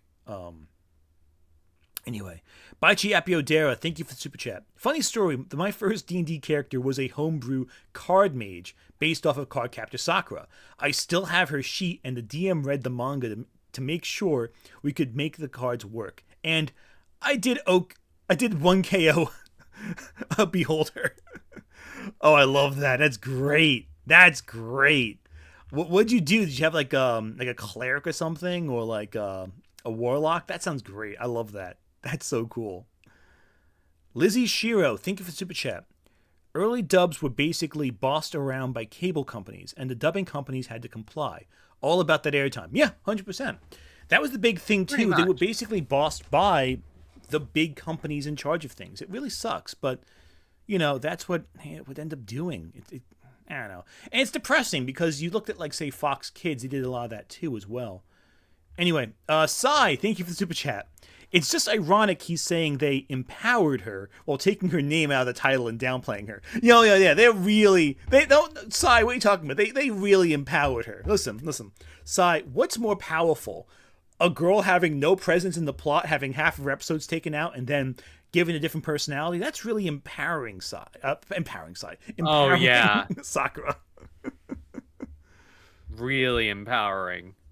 Yeah, very empowered. Extremely powerful. Love it. Love it.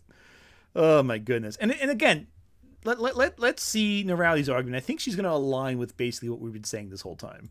Intro episode 8, Sakura's rival, and the changes they made to Sakura's character, mainly they just made Sakura more vocally direct when Shaoran is being mean to her. Are you okay? It was nothing I couldn't handle myself. Boy, you are hopeless. Back off. Serves you right. Or about how her outfit is dumb because she doesn't like pink frills. Sakura's not like other girls. But pink frills, Madison? It's not pink, it's Cyber Rose. The thing is, it's not like Sakura is a pushover to begin. It's not blue, it's cerulean. Sorry, I couldn't resist that one. God, yeah. Sorry, I love that. Sakura loves pink. Like, she's wearing pink all the time. Oh my goodness. Baichi Apiodera, thank you for super chat. I had a skill that let me use multiple cards at once for higher spell slots. I used wood to tie it up, water to dehydrate it, and the wood, and then fire, and the 2 warriors keeping its attention. I love that. It's so cool. I love that so much. Also, I'm pretty sure that Tokyo Mew Mew is more recent than Cardcaptor Sakura, I think, but I'm not sure. Also, I'm going to use that now. It's not pink, it's Cyber Rose. I'm going to say that at some random point. I'm going to find a case in a video where I can just shove it in there somewhere. With. When Shaoran tries to take the cards from her, she stands up to him and refuses to give them to him. And admitting that she's scared of thunder doesn't make her any less brave when she captures it anyway. The strong female character argument really does not work when people keep equating being nice or non-confrontational or traits that are typically considered to be feminine with weakness. And while the American... I also want to point out right here one more thing as well. Being afraid of something and standing up to it anyway actually makes someone more brave, in my opinion. If you're for real. Yeah, if you're not scared of something, you're not being brave. You're just not scared of it. Like, it's not bravery to fight something that you don't struggle against, but it's bravery to go up against something that frightens you and keep fighting anyway. Like, that's reality. Like, if you are not scared of something, then no one cares if you're standing up against it. That's just the reality of life. I don't know. I think the idea of reducing how scared she was of this, I think, is a big disservice to everything. dub really crossed the line in trying to make Shaoran more important, the original anime adaptation kind of did the same thing, just not to the same extent. Because in the manga, Sakura is unquestionably the only person who can capture the cards, but the anime changed it so that whoever defeats the card collects it, which firmly cements Shaoran as Sakura's rival, which is kind of sad considering he only ends up with about 9 cards anyway. I'm not actually sure how I feel about this change in the anime to let Shaoran also collect cards, especially retroactively with some events that have unfolded in Clear Card. I think it depends on if you prefer action and conflict-driven narratives, or if you prefer stories about interpersonal relationships and peaceful problem-solving. On the one hand, it is kind of annoying to have a series that was made for girls and their interests to become more conflict-driven in an attempt to appeal to boys, when there's already a lot of media for boys, and the same thing would never happen in reverse. Like, could you imagine if a commercial for Dragon Ball was like, coming this fall, join Bulma and Goku as they search to collect Oh my god, that's Dragon actually a Ball. really good way of That would be great. it. I would watch that. To be fair, early Dragon Ball was kind of like that. It was sort of a situation where you could just swap out Bulma and reverse the roles between Bulma and Goku as the main protagonist. I don't know and about like that. that would kind of work, to be honest. I don't know about that, Chloe. What about when Goku becomes a giant ape and crushes everything? Oh, look, Bulma, you could twist it around to have Bulma just trying to figure Bulma out becomes how to a turn giant it back. ape? You can make Bulma No, Bulma has to figure out how to get Goku to turn back to human. But she doesn't. Yeah, I know. I'm more just setting an example here. Look, I love this example Noralities is giving. Let's just keep going. Let's just keep doing it. Yeah, exactly. Weird. But at the same time, I like Shaoran as a character, and this change gives him a little bit more agency and more to do in the story, so I think both choices ultimately are fine, it just depends on your preferences. And I know in theory I should be mad at the Cardcaptor's dub for trimming down so much, but honestly there is something to say for cold opening in the middle of a story and having everything move at a brisk pace instead of a leisurely stroll. And nostalgia blind or not, I still definitely have a soft spot for it. But speaking of Shaoran being able to collect the Clow cards, let's actually talk about the cards themselves.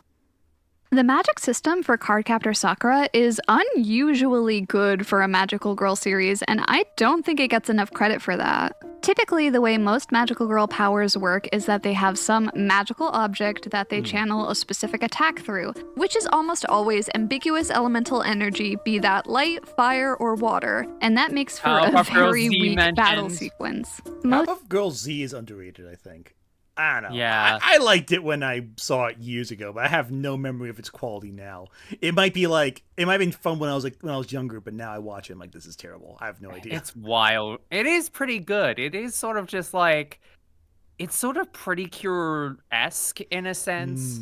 I hear you. That sounds, I'd have to rewatch it. That's one I would like to revisit at some point. But yeah, no, she's right. A lot of the magical, and again, like a lot of magical girls as well, like the power levels are like absurd usually.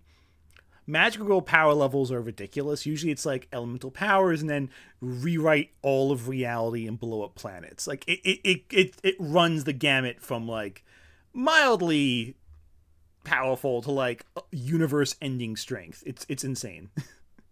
Most fight scenes consist of the enemy beating the magical girl for 5 minutes until she remembers to believe in herself or that she can do magic, and then her stock attack disintegrates the enemy. 99% of magical girl battles play out like that.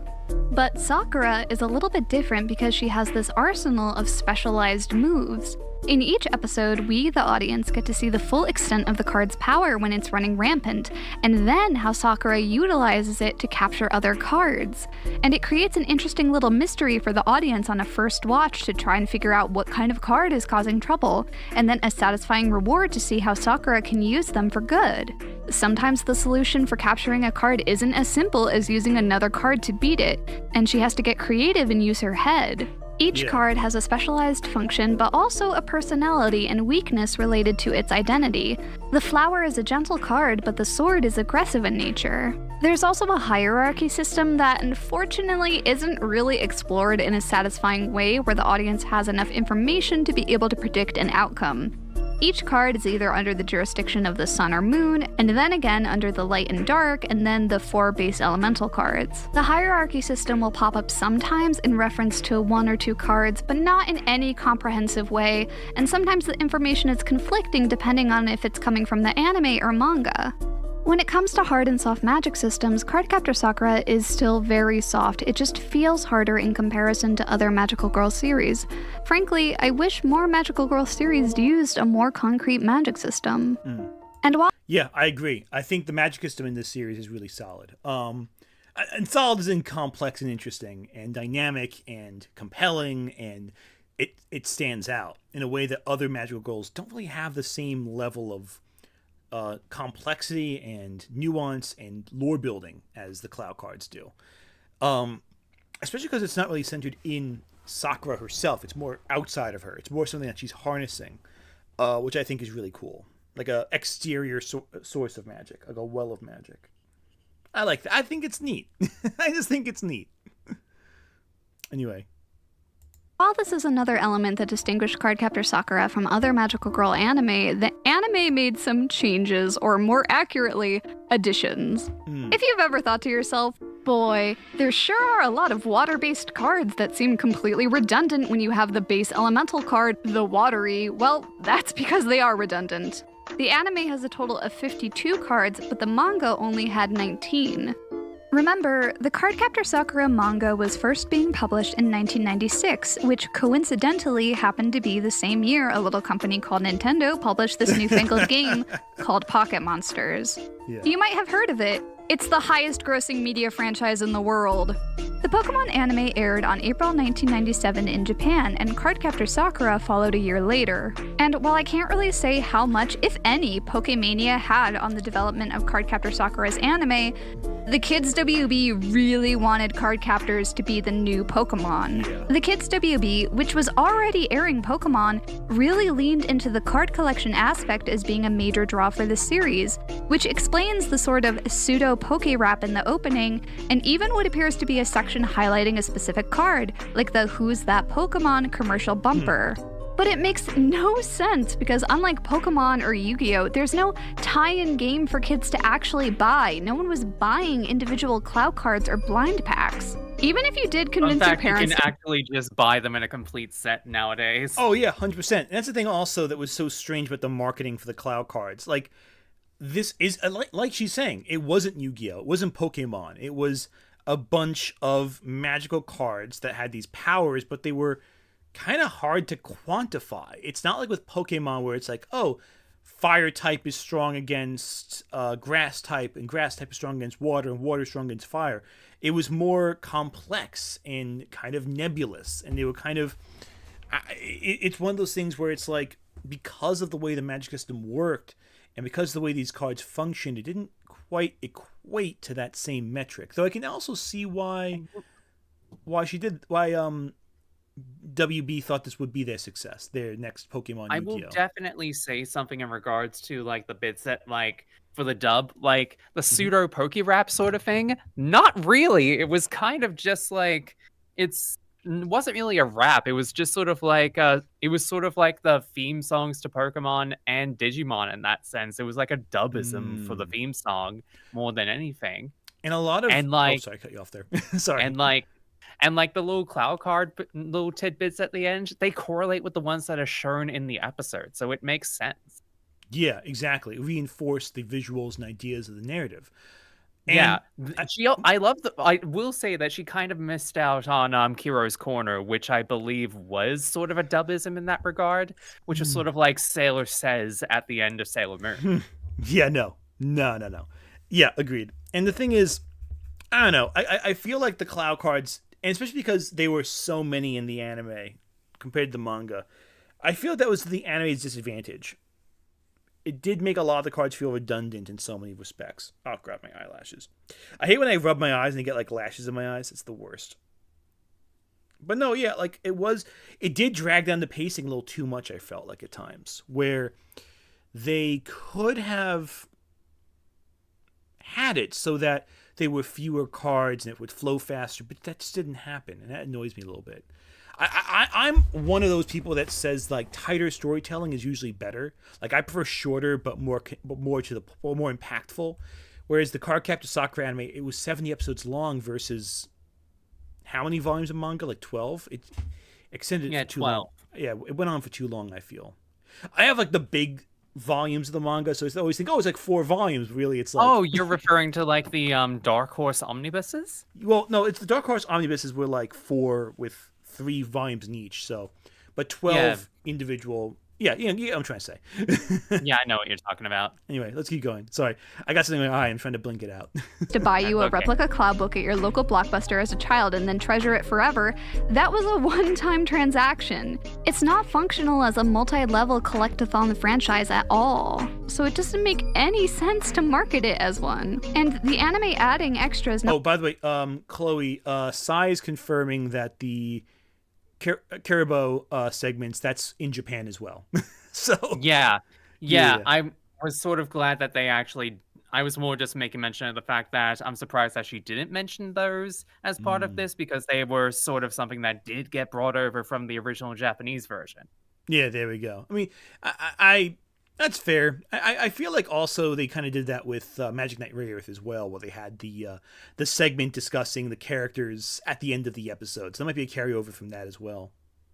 Yeah. Not only made some cards redundant, but meant that they were sometimes only used once after being captured, and often only in their debut episode. Out of the 33 new cards that they added, including a movie original card, 13 of those are never used at all. More than doubling the amount of cards Sakura has to collect screams of filler, and literally half of the first arc is filler. Similarly, Mei Lin was invented for the anime to add drama, but she's given very little personality-wise and even less to do in the narrative. She has a really strong introduction. She doesn't have any magic but is able to physically hold her own against a card, which is really impressive and would set her up to be the tank of the series. But afterwards, she's just completely underutilized. She just gets in the way and becomes a conflict generator that's in love with Shaoran, which is not what this series needed. That doesn't mean that she's a bad character, and it's not like I dislike her, she just doesn't really add anything. You can skip the filler episodes and miss basically nothing. The pacing of the anime is already a bit slow, and the filler just grinds the progression of the plot to a crawl. If you're planning to rewatch the series... I think I have to take a pause here. I like Mei Ling. Mei Ling's cool. Yeah. Like, I'll say this about Mei Ling. She adds a dynamic to the series that, yes, can be a little bit divisive to manga purists in that regard. But that's sort of the thing in that regard with anime of the time. Because, like, I don't think that Cardcaptor Sakura had completed by the time that they were starting the anime at that point. So I don't think it so only either. makes sense for them to add all this filler into there. And to be honest, adding an anime exclusive character was not exactly a foreign concept at that period of time. And to be completely clear about it here, Mei Ling, while she does add something that manga purists may get all up in ante about it, I would say that what she brings to the overall story of the anime does provide an additional layer of conflict, between all of them, because like it gives like Sakura an additional rival, both in terms of being a card captor in Lee, but also a rival in love with Mei Lin. Exactly. And I think Mei Ling is also a big personality in the narrative. Like, she's larger than life. She has a lot of components that are exaggerated and fun and energetic. And I mean, she kind of reminds me of Shampoo from Ranma in a sense. Yeah, I was gonna say a little shampoo-ish, a little bit like that, where it's like a combative character who like kind of gets in the way, kind of wants to beat everyone up, but also kind of doesn't. Like, I love that. I love Mei Ling. She's great. But I don't know. I think, and also she has an arc. She develops. She grows. So it's like I don't think that. I do get where, if you look at it from how many conflicts does Mei Ling resolve directly on her own action, yeah, she doesn't do that much, but her arc is still present, and it still has an impact on how you read the series. It creates a nice dynamic. I like Mei Ling. I think that was one benefit of the anime, but I do also agree that the anime is very slow-paced. there are a lot of episodes you can skip and miss nothing, but that's also true of a lot of magical girl shows in general. Sailor Moon, you can skip about, like, if you really want to skip all the episodes that don't directly contribute to the plot development, you can skip half of season 1. So you can skip a lot of Sailor Moon, and if you just want to watch the episodes that further the plot, it makes the show a lot faster. But by doing so, you lose a lot of the nuances of the show. You miss a lot of the character beats. You miss a lot of the interpersonal conflicts. You miss a lot of the chances for the characters to grow in ways that they may not illustrate in the big sweeps of the manga. So while I do hear you that you're saying, okay, it's a lot of filler, we can skip it, you miss a lot of the fun bits if you do that. It's very reductive, which is unfortunate. And I do see Krim standing up to bat for Mei Ling in the comments. Yeah, I hear you there. It was a Parker's fight. It was a great fight. Mei Ling has some good fights. And some good moments and some good bits. It's great. It's great. Anyway, let's just keep going. For nostalgia, these are the only 2 episodes I think shouldn't be skipped. Overall, the smaller deck of only 19 cards makes them much easier to keep track of mentally. I can roughly remember the manga original cards' designs and skill set and how Sakura managed to capture them, which is good because one of the important things about Sakura collecting the cards is that, while she's keeping the world safe from them, she's also befriending them in the process, whether that's through kindness for gentle cards like Windy or Flower, or proving herself worthy through a test of strength for more temperamental cards like the Fiery and the Sword. Okay, maybe not all of them are bosom buddies, like somehow I doubt the maze holds any fond feelings for Sakura, but the humanoid ones clearly do at least.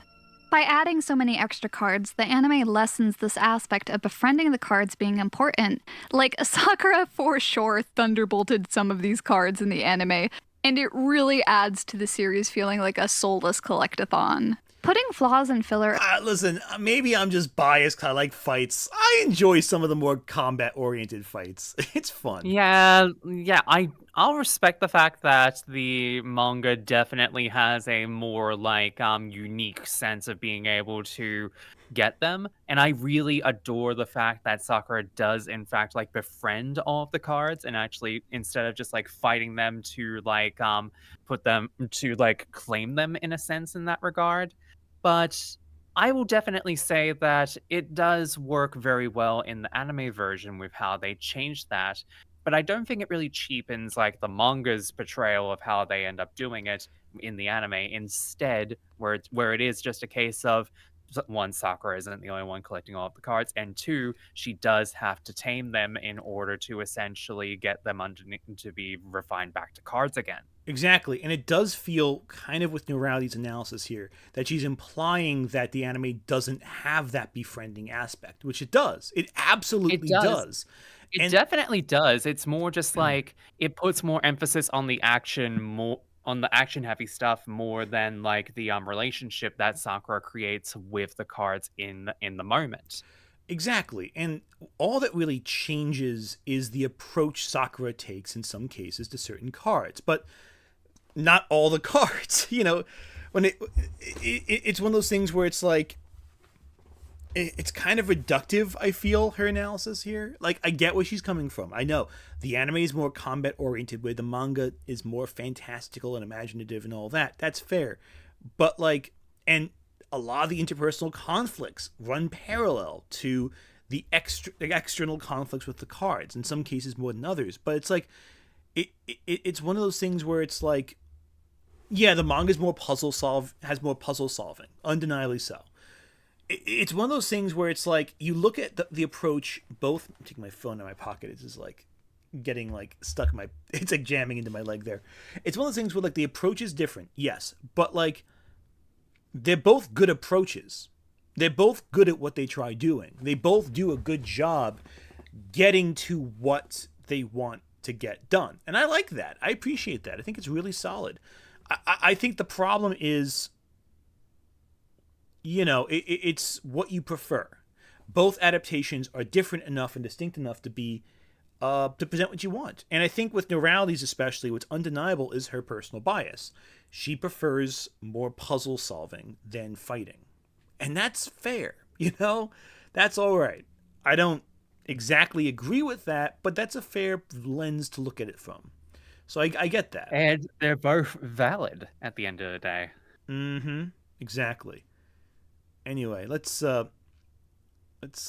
keep going there. Aside, I do love the eventual motto Sakura uses during times of crisis, which is the assurance, "I'm sure I'll be all right." I think that's a really empowering and good message for kids to believe in themselves and not despair and give up when facing adversity. Even if you feel terrible or something awful happens, that you will be able to overcome it and you will be fine. It's a concept that I personally find very comforting, which is why I have a similar statement for my outro, which, fun fact, actually comes from this vine. I can predict the future, and you're going to be okay. But what is possibly Cardcaptor Sakura's greatest strength comes from how it handles the writing of the main love interest character, the rival character, and the love rival for the protagonist, in that they're all the same person. Yeah, okay, that is pretty great. Love rivals. So, in the beginning of the series, Sakura has a Okay, okay. First off, I agree with those last 2 points. I do love Sakura's confidence. Not confidence, but like optimism, I should say. Not confidence, but optimism. That's really beautiful, and I think it's really great. And I think that plays into the idea of strength you mentioned before with Sakura. But also, we need more shows where the rival love interest and where they're all the same person. All of it. All at once. Yeah. Love rival, rival character, and love interest. All at once. More of them, please. one-sided... Sorry? Yeah, they'll explain exactly what is meant by that. Oh, yeah, 100%. crush on Yukito, who is the best friend of her older brother. Best friends. And Shaoran also has a one-sided crush on Yukito. I do love And that from a part. writing perspective, that's really clever to have the rival character also be the protagonist's rival on the battlefield of love. And to then have those characters eventually fall for each other.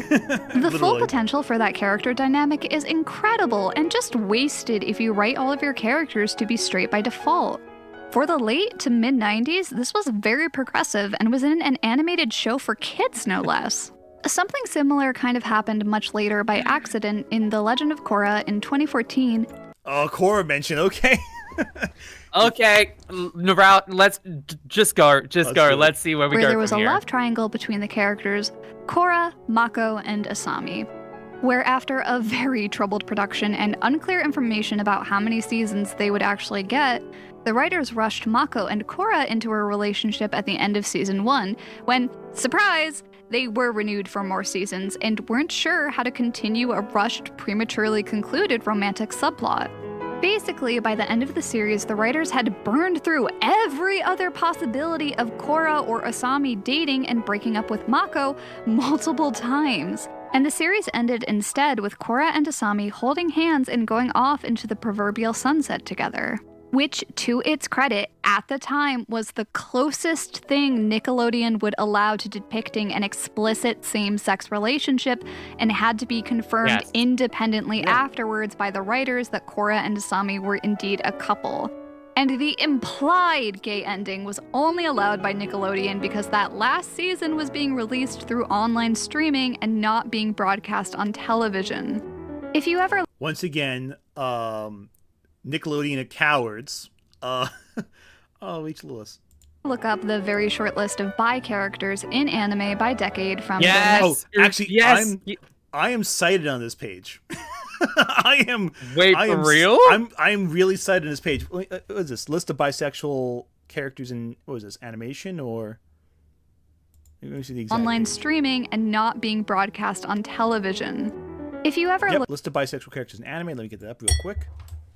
Okay, I do love the fact that they specifically mention Rachel Lillis for her role as Utena.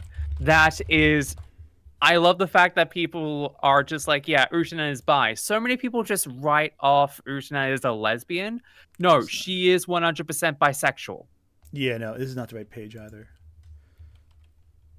The absolute bi erasure of Utena Tenjo needs to be discussed more because it's disgusting. Oh, they got rid of the page. they combine it with the bisexual characters in animation. It's no longer an anime. Are you still on there? Oh yeah, let me find out. Yep, right here. Okay, what is that in relation to?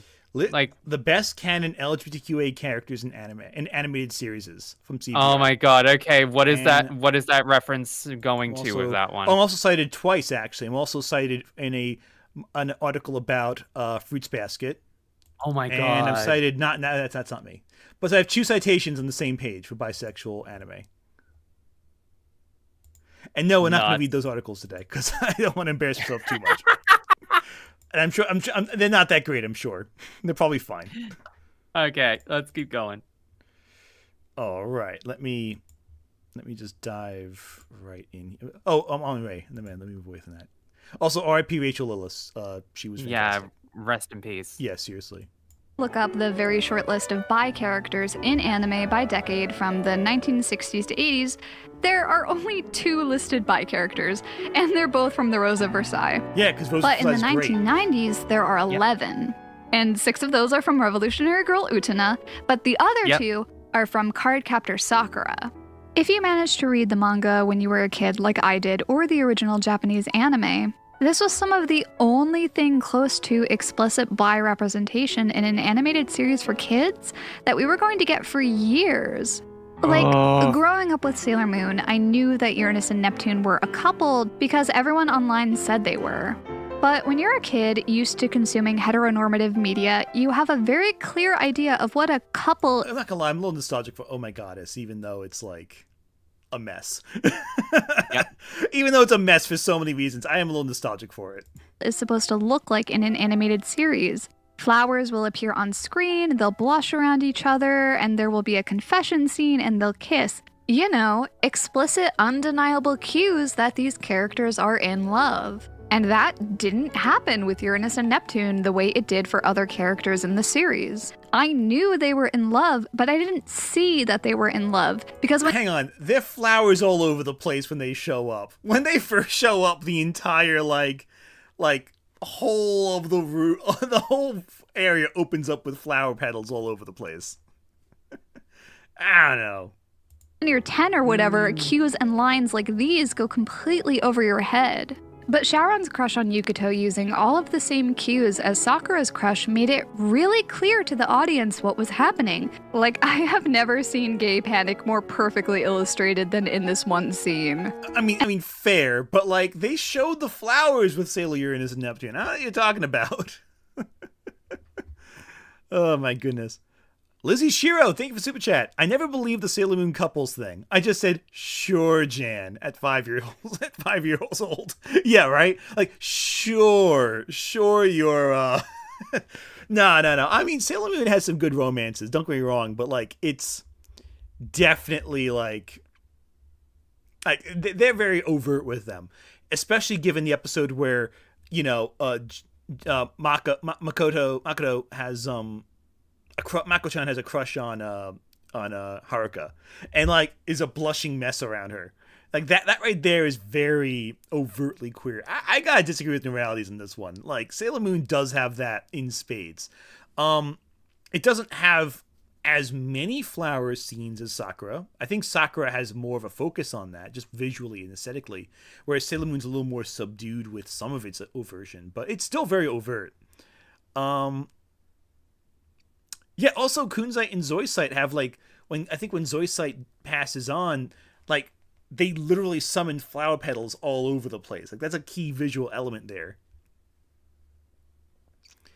I don't know. I don't agree with you on this one. Also, I do get that with gay panic, but I don't know. For me, it's less running away and more like forgetting how words work and then embarrassing myself afterwards and then beating myself up afterwards for like saying something stupid, like say nice hat outside today or some stupidity like that. Yeah, that is definitely a vibe I feel.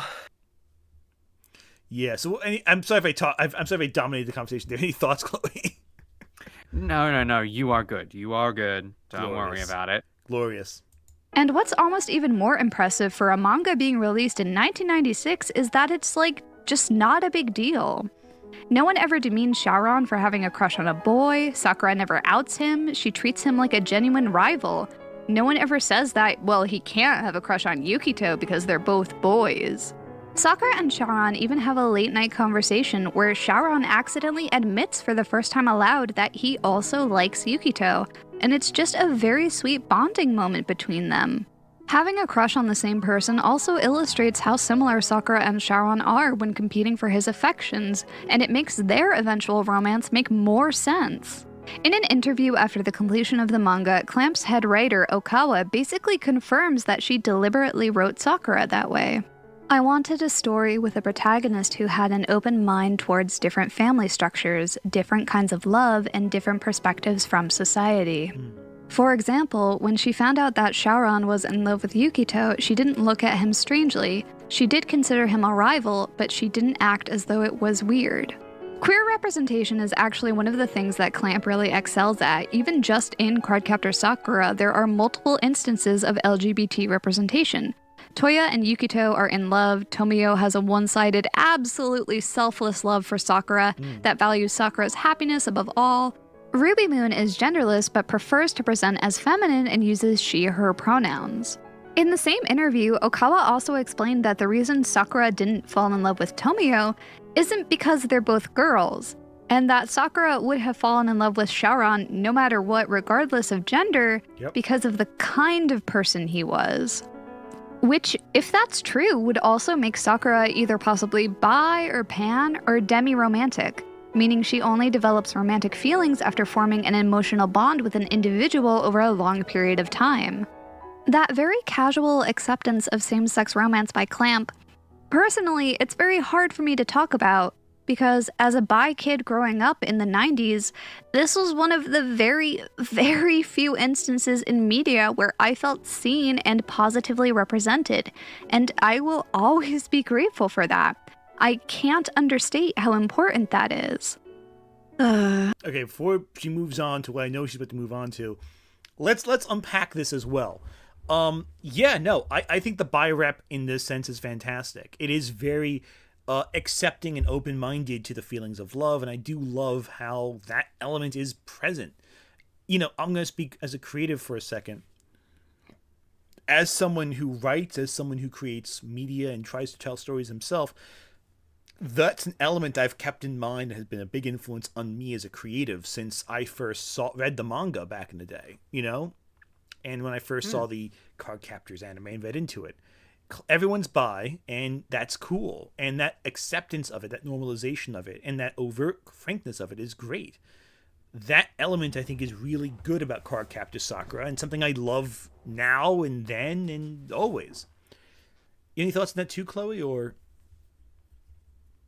I mean, I pretty much agree on what you've been referring to with that one from there, just with that one there, and... Yeah, 100%. This is like the first one where I feel like I directly relate and I can agree wholeheartedly with what you're saying in that regard. Yeah, no, I think most queer anime fans from the 90s feel the same way. Just got blowing nose here for a second. Very sorry for this one. Sorry for that. Now, no blood. Good. Mirth Mauser, thank you for Super Chat. I didn't know this YouTuber was harassed off YouTube. I loved her channel. Her honest perspective on the anime community was really insightful to me. Yeah, no. Exactly. It's great. It's fantastic.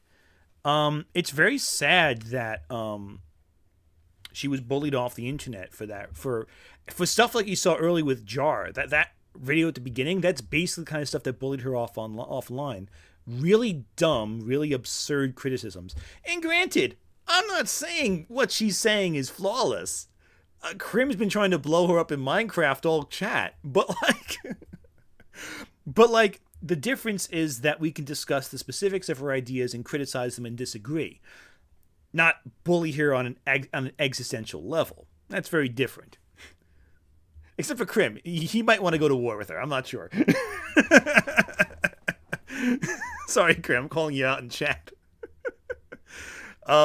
It's going to get... What comes next is where things get very complicated, though. This next part of the video, if I recall correctly, and based purely on assumption of Sakura in general, it's about to get very complicated. However, that unfortunately leads me to the rest of Clamp's non-judgmental nature when it comes to love. And with that being said, I gotta talk about the elephant in the room. Clamp, love is love, and censorship.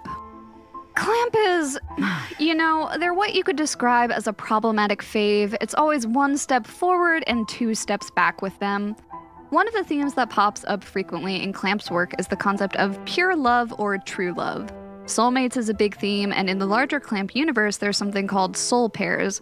If a couple is a soul pair in Clamp's universe, if they reappear in a different series, they have to appear together and cannot be separated. I didn't even think about the that. exploration. Yeah, that's what I was referring to before with Sakura and Shaoran. I keep saying Shaoran. This is what happens when you read the manga and forget to watch the anime. And Shaoran.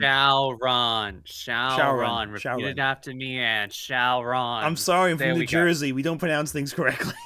I'm sorry. But yeah, it didn't even correlate with me that Phi was meant to be Yuki and Kuragane was meant to be fucking Sakura's older brother. That kind of blows my mind a little bit, not gonna lie. Yeah, no, right? And when you see the echoes throughout Clamp's shows and manga, you see it all the Zhao. Oh yeah. Okay, here we go. So let's keep going. Of different kinds of love is a major theme in Cardcaptor Sakura. Familial love, childhood crushes, and unrequited love. And Clamp is really into the concept of a true love that is so powerful it defies any potential barriers such as gender or status or age, and isn't motivated by other aspects like sexual desire. That last example is explored more in depth in their other work, Chobits, which is a fine concept in a vacuum, but when put into practice, unfortunately ends up being a double-edged sword. For every good, unapologetic depiction of a queer romance, there's also like 3 other romances that are gonna leave a sour taste in your mouth. Sakura and Shaoran having a crush on Yukito, who is a good 7 years older than them, is... I personally don't like it, but it's fine. Out of everything we're about to cover, it bothers me the least. For one thing, it's clearly nothing more than puppy love on Sakura and Shaoran's end. It's not like they're trying to actually date Yukito, they just get all bubbly when he's around. There's even the implication that their initial crush is at least partially motivated by moon magic. But more importantly, Yukito is just a nice dude who's not at all romantically interested in either of them and treats Sakura like a younger sister. It's basically harmless, which unfortunately is a little less true for Sakura. I think even framing it as not harmful is kind of problematic. It's clearly puppy love in many ways. Yeah, very much. I feel like framing it the same way that you frame a certain other relationship where there is more of a complicated conversation to be had. I don't think it should be framed in the same discussion. This is not something you table. Like kids all the time have crushes on adults. It's up to the adult to be responsible and not, take advantage of that, which is the case with Yukito, which is great. Everything's working the way it should there. But this is where things get a little murkier. Sakura's parents' relationship. At the beginning of the series, it's revealed that Sakura's mom, Nadeshiko, passed away at age 27 when Sakura was 3 and Toya was 10, which means she was pregnant with Toya around when she was 17 or 16, which was when Sakura's father married her when he was a 25-year-old teacher and she was one of his students. And the way that Clamp tries to justify this is by writing them as soulmates. When these characters pop up in other Clamp works, they're a soul pair, and that even if they had met when she was 20 or 30, that they would have fallen in love all the same. In another interview, one of the artists stated, "In our opinion, the fact that a young bride is unopposable because of love makes her a lovable presence." From their standpoint, marrying young is a romantic, possibly even empowering concept in fiction, and they're probably not thinking critically about how that message is going to impact their readership, who, in regards to Nakayoshi, the magazine Cardcaptor Sakura is published in, again, are 10 to 12-year-old girls. There's also the question of what is yeah. the age of consent in Japan, which, as we've discussed previously, varies from region to region and in some cases is as low as 16. So, especially when you consider that these characters got married right away, for the time period and region, this relationship may not have been considered to be a crime at all. Yeah, that's where it gets a little murky. It's like, it's not... In Japan, it wouldn't be illegal. It's unethical in reality for a teacher to have a relationship with a student. That's unethical. But again, it's fiction. And fiction can have characters who do things that you deem unethical and still be a work of fiction. So ethically, I find that uncomfortable personally as a member of the audience because, you know, I just don't approve of that in real life happening. But it's a work of fiction, it's a work of fantasy, and the idea is that that love is pure and knows no bounds. That I get. Yeah, I do get that as well. This is also the thing I was talking about earlier, where it was definitely going to get a little bit awkward, and it is unfortunately one of the most important relationships in the series And because it's just gonna get worse from here. This conversation is just gonna get worse. Yeah, but this was one where I went back and reread this, and I was just like, "Oh shit, okay." Yeah, and again, this is one of those things where it's like your mileage will vary, and I think the point is that I personally, this makes me uncomfortable as a reader, as a member of the audience. This relationship, I can also put aside my feelings because it's a work of fiction ultimately, but it's still not quite. It's still not great. But it's gonna get so much worse, guys. This isn't the one people get upset over. Let's just get to it. Fine, whatever. If these were the only two examples of this issue, then I could try to ignore them because on a casual viewing experience, it just doesn't come up very often unless you're actively doing the math. But on the other hand, it's just an inescapable theme with their work, and they just keep trying to one-up themselves. There's more. Like Kaho Mizuki being a student teacher and then dating Toya for like a year when he was in junior high. And then later in the manga becoming a couple with a character that is basically the male equivalent of a 1,000-year-old dragon waifu that, no, it's totally okay to date even though they look like a child. And okay, in fairness, he is... Really, he's the one dating a much younger girl. Really, you should be upset with him. Quite frankly. Like, really, he's like a cradle robber there. I'm sorry, it's terrible. Anyway. And then there's Rika. Yeah, and I don't know what Clamp was thinking here. Rika is 11, and the difference between Sakura's crush on Yukito and Rika's crush on her teacher is that in the manga, Rika's crush is reciprocated. They are secretly engaged. He is waiting until she grows up to marry her, and that's grooming. Which is maybe not a good thing to present uncritically. No, romantically framed even, when the target demographic of your reading audience is preteen girls. I'm not saying that every author has a moral obligation to their audience or that no one can tell a story that includes polarizing issues, but if the target audience is children, there have to be some safeguards at least. And actually, there are rules for what you can and cannot depict in a children's series, including manga and anime for a reason. For instance, JoJo's Bizarre Adventure is known for some really graphic and violent... We're going to put a pause in this for right now. We'll get to the censorship thing in a second. But let's talk about Rika. Yeah, this was the one I was alluding to before where I was rereading the manga and I was like, oh boy, okay, here we go.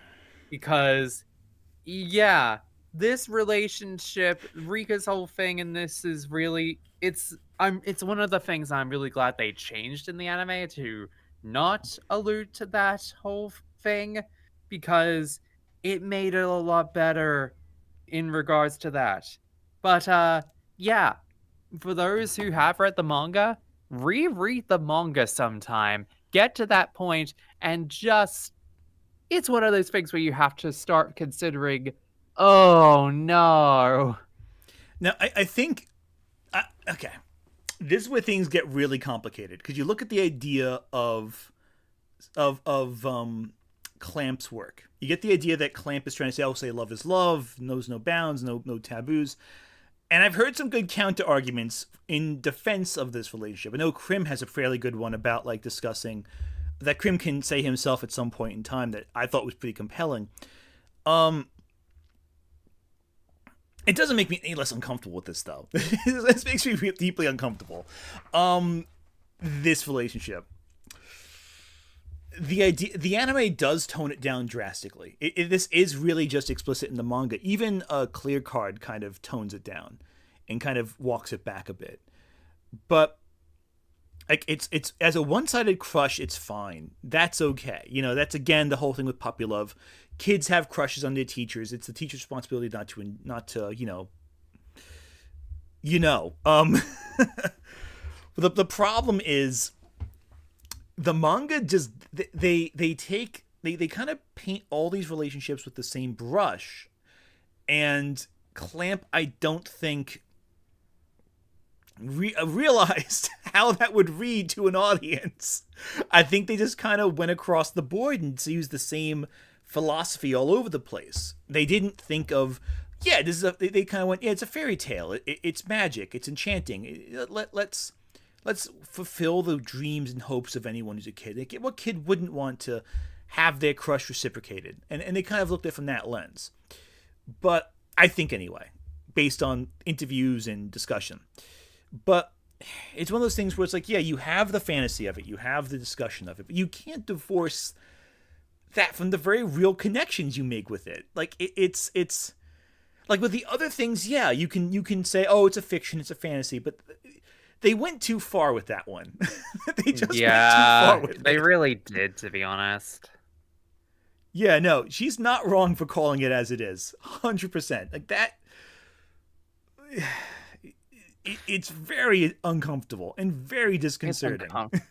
It really is uncomfortable, but it's something I feel like we kind of had to get to. You have to get to it eventually, and that does color your interpretation of everything else with the manga, because otherwise there's such an intentionality between the beautiful relationships and the wonderful components of that story. But then you get to that and you kind of go, wait a second, are we just painting all of this with the same brush? Like, is this all done with through the same lens? And you kind of question, okay, so what's the logic here? Does this add up? Does this work? And the more you think about it in your head, especially if you're evaluating a work critically, it kind of gets weird.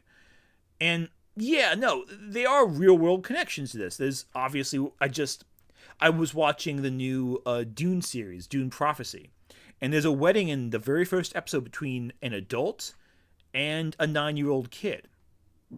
And in the book there is the famous scene in the sewer system where all the kids have a big old fun time together. You know, but the difference there is that it's framed either thematically through a very, like in Dune, for example, that's framed in Dune Prophecy, it's framed as like, oh, this is actually a taboo, and there's actually some political intrigue as to why this is happening, and such. In it, there's a sense of thematic coming to terms with innocence and moving past that. The problem is, in Cardcaptor Sakura, it's framed the same way that all the other relationships that you praise are framed. And that's where it gets really uncomfortable, and the message becomes muddled. Well, not muddled. The message is uncomfortably consistent. That's kind of the problem. Also, Stephen King was on coke, so what am I saying about Stephen King? That makes no sense there. It's just one of those things where it's like you read it and you go, this is really, I'm with you until you get there. Then I'm like, I can justify most of it, but that's one where I'm like, this is really weird, guys. What were you thinking? I don't know. And I've heard good arguments in defense of that creative choice. I'm not saying that there's no justification for it or what have you, and there are some really good ways of fiction as therapy, fiction as wish fulfillment to a young audience.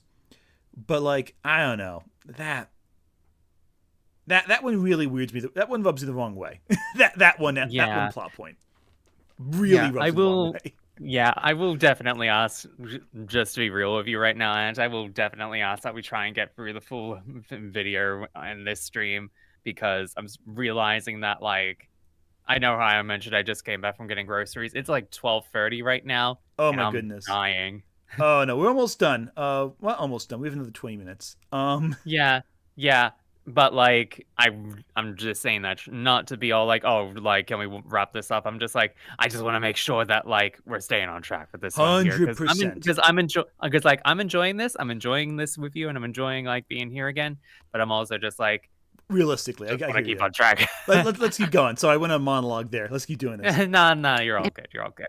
Imagery, and the versions that are streaming on Netflix and Crunchyroll are censored, unlike the Blu-ray release, which infamously and hilariously also applied to delinquent 17-year-old Jotaro Kujo smoking a cigarette and caused his whole lower face to be censored, because in Japan it's illegal to purchase tobacco products under age 20. Similarly, Yusuke from Yu Yu Hakusho had all references to him smoking scrubbed from the anime. There's even a small tidbit in the manga of Cardcaptor Sakura that was changed. In the manga, Yukito rides double on Toya's bike, which implies a certain level of closeness between them, which was changed in the anime to riding separate bikes because riding double is illegal. And by the way, this practice isn't exclusive to Japan. Most cartoons are subject to similar rules and restrictions on what can and cannot be aired to children in most places. In 2012, an episode of the British cartoon Peppa Pig had to be pulled from Australia because it featured Peppa befriending a spider and the lesson that spiders aren't dangerous, which is fine in the UK, but not in Australia, where the spiders are nightmare creatures and in some cases can hurt you. Yes. Episode 35 of Pokemon: true. The Legend of Just pause Dratini. that for a second. Yeah, go for it. This is actually very true. I've literally had experiences with like redbacks in my backyard literally throughout most of the year, to the point where I've had to just like double check even the house spiders that come in. I'm just like, okay, is it actually a house spider, or is it a redback? Is it something that could kill me? Because spiders in Australia are genuinely, like Noralities said, nightmare creatures that will that you have to double check to make sure that if you're about to face off against one, it's either non-poisonous, or if it is poisonous, it's non-lethal. Because one wrong move, and if you get bit by it, you have a pretty good chance of dead. Yeah, we have brown recluses in New Jersey in this area. They're pretty venomous, but like, they also don't tend to bite people, and usually will take like 7 or 8 bites to get you in a hospital. More will kill you, but like, it takes a lot. Australia is a nightmare world where everything is designed to execute you on sight. Yeah, a lot of us Australians have arachnophobia for a reason. Anyway, that was my little thing. Let's keep going. He had to be banned entirely from the US due to the heavy and casual usage of guns, which is fine to show in Japan because Japan has the fewest gun deaths per year in the world. Japan has some of the strictest gun laws in the world and experiences 100 or fewer gun deaths per year in a population of over 127 million, which obviously doesn't apply to America because as of 2017, Gallup found that 42% of American households reported owning guns. And at this point, there are actually more guns than people in the United States. Common reasons for censorship is... That's America. It's depressing. Yeah, if something is deemed... That's why I take out travel insurance whenever I go to the US, because I fear about that a lot. And 10% of the gun owning population owns 90% of the guns. Fuck me. Think about that. So like, on average, most gun owners have like 1 gun, 2 guns, and then there's like the smaller number which has 100 guns each person. Reassuring. Offensive, inappropriate, upsetting, or dangerous. If it's a real-world danger a kid can imitate, there are steps to tone it down for safety reasons. Children aren't stupid, but they are influenced by the media they consume. Monkey see, monkey do. There's no harm in showing a character shoot a laser beam out of their finger because it isn't a real-world action a child can imitate. But they can easily steal their parents' cigarettes or guns and play with them. Which is why the anime of Cardcaptor Sakura toned down the full scope of Rika's relationship with her teacher down by a lot. Her infatuation can be interpreted as a one-sided crush, and the engagement thing just straight up doesn't happen in the anime, even in the original Japanese. And the same goes with Mizuki's 1,000-year-old waifu, and that makes the anime way more palatable than the manga. Clamp has continued to do stuff with age gaps in later works like Chobits, but they definitely dialed it back a lot. And to my knowledge, nothing as bad as the Rika incident again. It also seems to only pop up in this period in the late 90s and early 2000s, and then not really again. It's not a theme in Holic or Tsubasa, which both ran for way longer than anything else Clamp has made. And in Clear Card, Rika is in a new school and there's been no mention of her dating anyone. Which makes me wonder if Clamp was either pressured to tone it down or just later changed their mind about it and retconned it. And with all of this information, I don't know if I can come to any strong conclusion about Clamp's authorial intent here. I don't think Clamp's stance on age gaps comes from a bad place or even necessarily applies to how they feel outside of fiction. Writing something in a story doesn't mean that the author would be okay with that action in reality, especially if it was a one-time thing that happened years ago and then never occurred again since then. Yeah, and that's fair. It's a good point to mention, too. It occurring occasionally in their body of work isn't a sign of actual malice, and I don't think anyone reading Cardcaptor Sakura would think Clamp is being openly malignant about their work in general. Oh, yeah, definitely. Yeah, no. I do kind of like the fact that in Clear Card, they do kind of turn that down a little bit with Rika. Or, in a sense, they try to retcon that whole thing because, like, if there was anything from Clear Card that I kind of really enjoy a lot, it is that bit right there where they try to retroactively kind of just sweep that under the rug because, like, oh boy, yeah. Yeah. Oh, yeah. 100%. And that's the thing, too. In general, it's like a lot of this stuff is ultimately their thesis being applied in a different way. And that's not terrible. That's just how this is, you know? Anyway, let's keep going because I know you want to get through the rest. Let me speed it up slightly because I know you're running. No, I mean, sure? the way that it is right now, it's all right. Cool, sounds good. Their authorial intent is that their characters' relationships aren't sexually motivated, and Clamp knows that to be true because they're the ones writing it. I think that's probably why they stress the concept of soulmates so much and characters falling in love despite their differences and not because of them. Actually, all of Clamp's members are unmarried, and they have briefly mentioned that was something they had to actively sacrifice when choosing their careers. So I can imagine that's part of the reason why the concept of marrying young and for unstoppable love to them is endearing, and that they shouldn't be judged simply because they're unconventional. To return to Okawa's earlier statement that she wanted a story with the protagonist who had an open mind towards different family structures, different kinds of love, and different perspectives from society. When I hear that, part of me does understand what she's going for and where she's coming from. She's trying to tell a story with a protagonist that is non-judgmental, and her love and acceptance of others' differences are one of her greatest strengths as a character. And in theory, I agree with that statement. I think it's a great lesson, and when applied to queerness or unconventional family formations, I think that's one of Cardcaptor Sakura's greatest strengths. Sakura's acceptance of Shaoran's crush on a boy is, like I said, one of the things I found really compelling and progressive, especially for the time it was being made. Unfortunately, that all kind of falls apart the moment she fully clarifies the full extent of what that statement applies to. For Cardcaptor Sakura, and I don't know if this is the right way to put it, but I wanted to write something that minorities would feel comfortable with. Depending on your point of view, Tomoyo-chan's feelings for Sakura could be considered dangerous. Similarly, you can see Yukito and Toya as being friends, or going beyond that. There's also how Shaoran was, at first, attracted to Yukito, and Rika's feelings for Terada-sensei. I took great care in how to portray all that. And reading that makes me want to lose my fucking mind.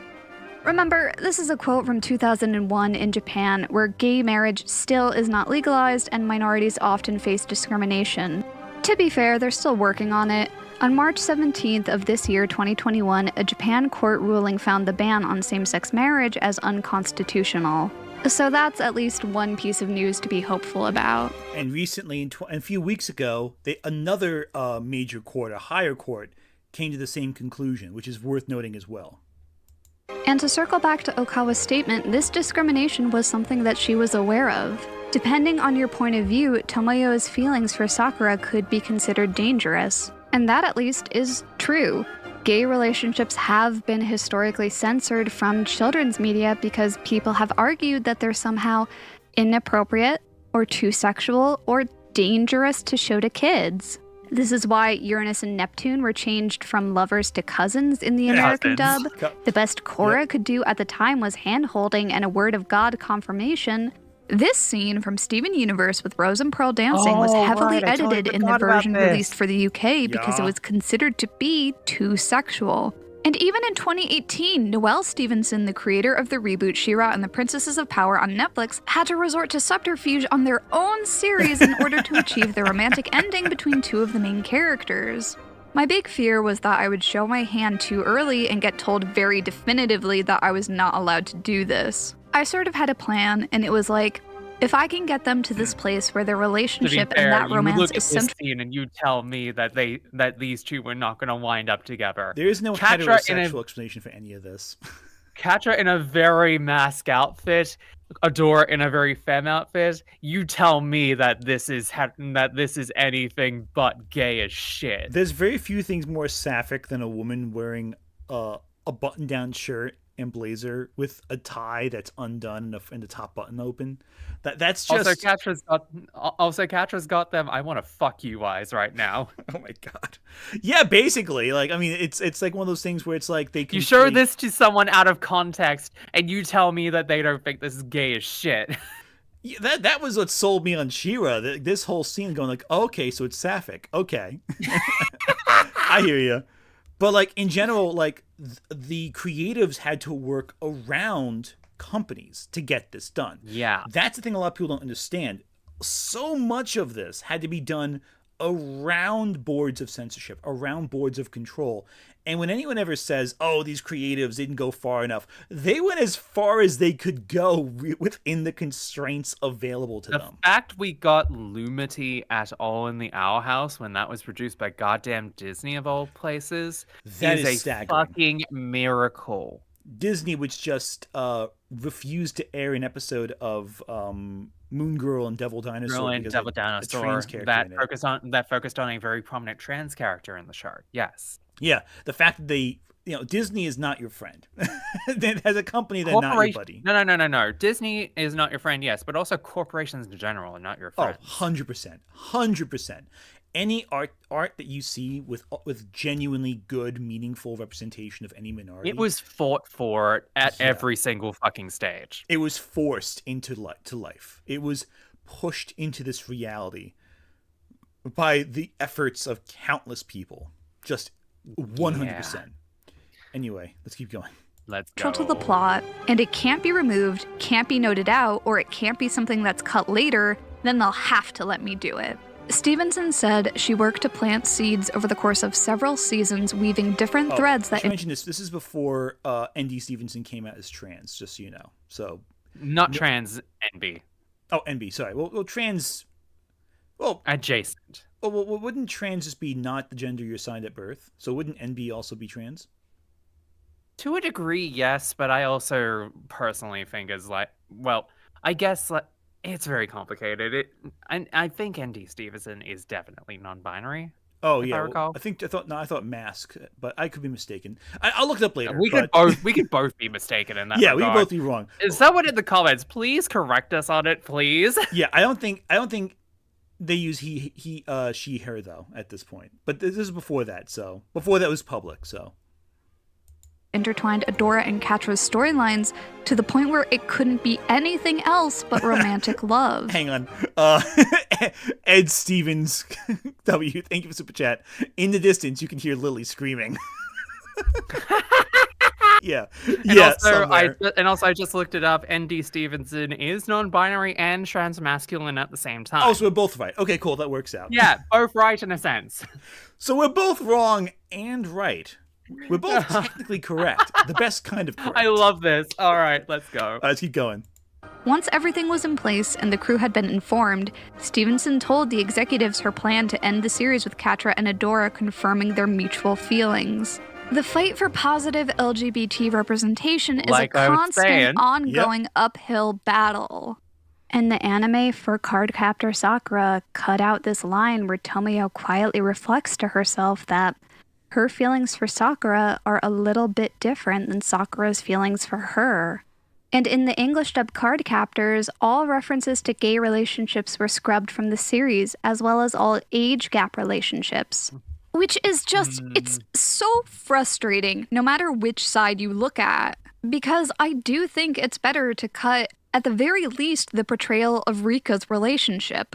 It's naive to write a story where Rika's relationship is somehow an exception because she's mature for her age, and there's presumably no other insidious motivation on her teacher's part. Because, at the end of the day, no matter what the authorial intent is, what you end up with is the positive depiction where a child is in a romantic relationship with an adult, and that's not a safe story to tell to children. And it's painful to see both sides of this argument. Both Clamp and American censorship treat gay relationships as if they were the same as Rika's relationship.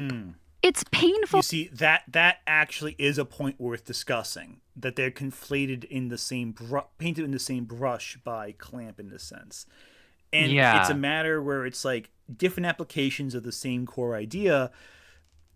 But regardless of what message you take from the work, that's complicated. It's not easy. And that's where Cardcaptor Sakura as a work of fiction, I think you run into the most complexity with your reaction to it.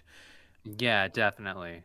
Yeah, like depending on what you take away from Cardcaptor Sakura, you can either go, okay, they're conflating bisexuality with age gaps. That doesn't sit right with me. Or, hey, this is just a different angle of the same idea. And, you can make an argument for either side. That's what makes this so interesting, this discussion. Because there's nuance, because there's complexity to it. Works, and I've said this multiple times, it is harder to discuss a work that there is that complex feeling about, And again, the idea of consent, I'm seeing a lot of people mention in chat, where two gay adults, they can consent, an adult and a child can't. And you're correct. You are 100% correct. That is right. But that's where the complexities come in. And that's why it's harder to discuss this in a way that's required. It allows you to have the nuance that's required. Cardcaptor Sakura has a lot of positives, but this component is very difficult to navigate because how do you really look at it? Whether or not they intended it, they did include it in the same level. They included it on the same platform. And that's difficult. Like, there really is no easy answer for that one. Because on one hand, you can discuss it from the angle of the fairy tale, of the wish fulfillment for the young audience. But then you got to go, well, yeah, but you're still presenting this as fine. It's where it gets complicated. And that's why when you're just talking about like the Rika thing, that's where it gets complicated. The other age gap relationships, not as much, because in Japan, they can consent. That's different. That's a different discussion. But like with that, it gets really uncomfortable because it's like, you get what I'm trying to say. I do definitely get what you're trying to say with that one. It's sort of why I'm really glad for the fact that like it is very much less focused upon in like the anime with that one. And it's sort of the bigger reason as to why I'm really just sort of looking at this and I'm just like, Noralities is unfortunately making a lot of really good points about one of my favorite like animes and mangas of all time. Yeah, no, she has a point. She has a lot of really good points. You love to see it, but also, oh no, you hate to see it because like now you gotta reevaluate one of your favorite series of all time. But again, then comes the question, how does that impact your relationship with the work? And that's where things get really complicated. Because on paper, this is a component that it's an interpretation of the events of the story. Does this mean that the work is soiled in the way, like, say, Rurouni Kenshin is soiled because of the actions of the author? I would say no way in hell. I would definitely not say that about this series. But because the actions of the author are harmful in real life versus what Clamp did. Right? Oh yeah. Yeah, in Kenshin versus what Clamp did with this one storyline and a few other relationships sprinkled throughout in Cardcaptor Sakura.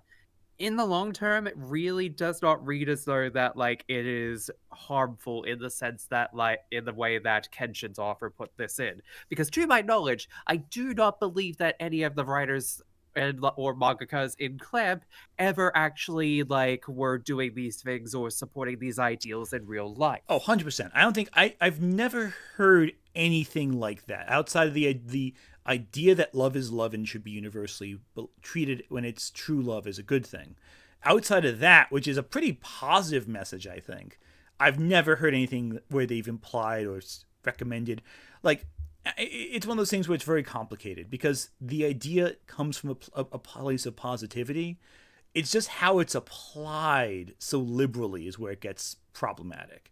And again, Cardcaptors is not like, say, the Rising of the Shield Hero or Redo of Healer, where there's problematic elements that are framed in a way that's very superficially. You know, this is them trying to release a very meaningful point, but it's just done in a way that's difficult to disentangle from the real world implications of it, if it's possible to disentangle it at all.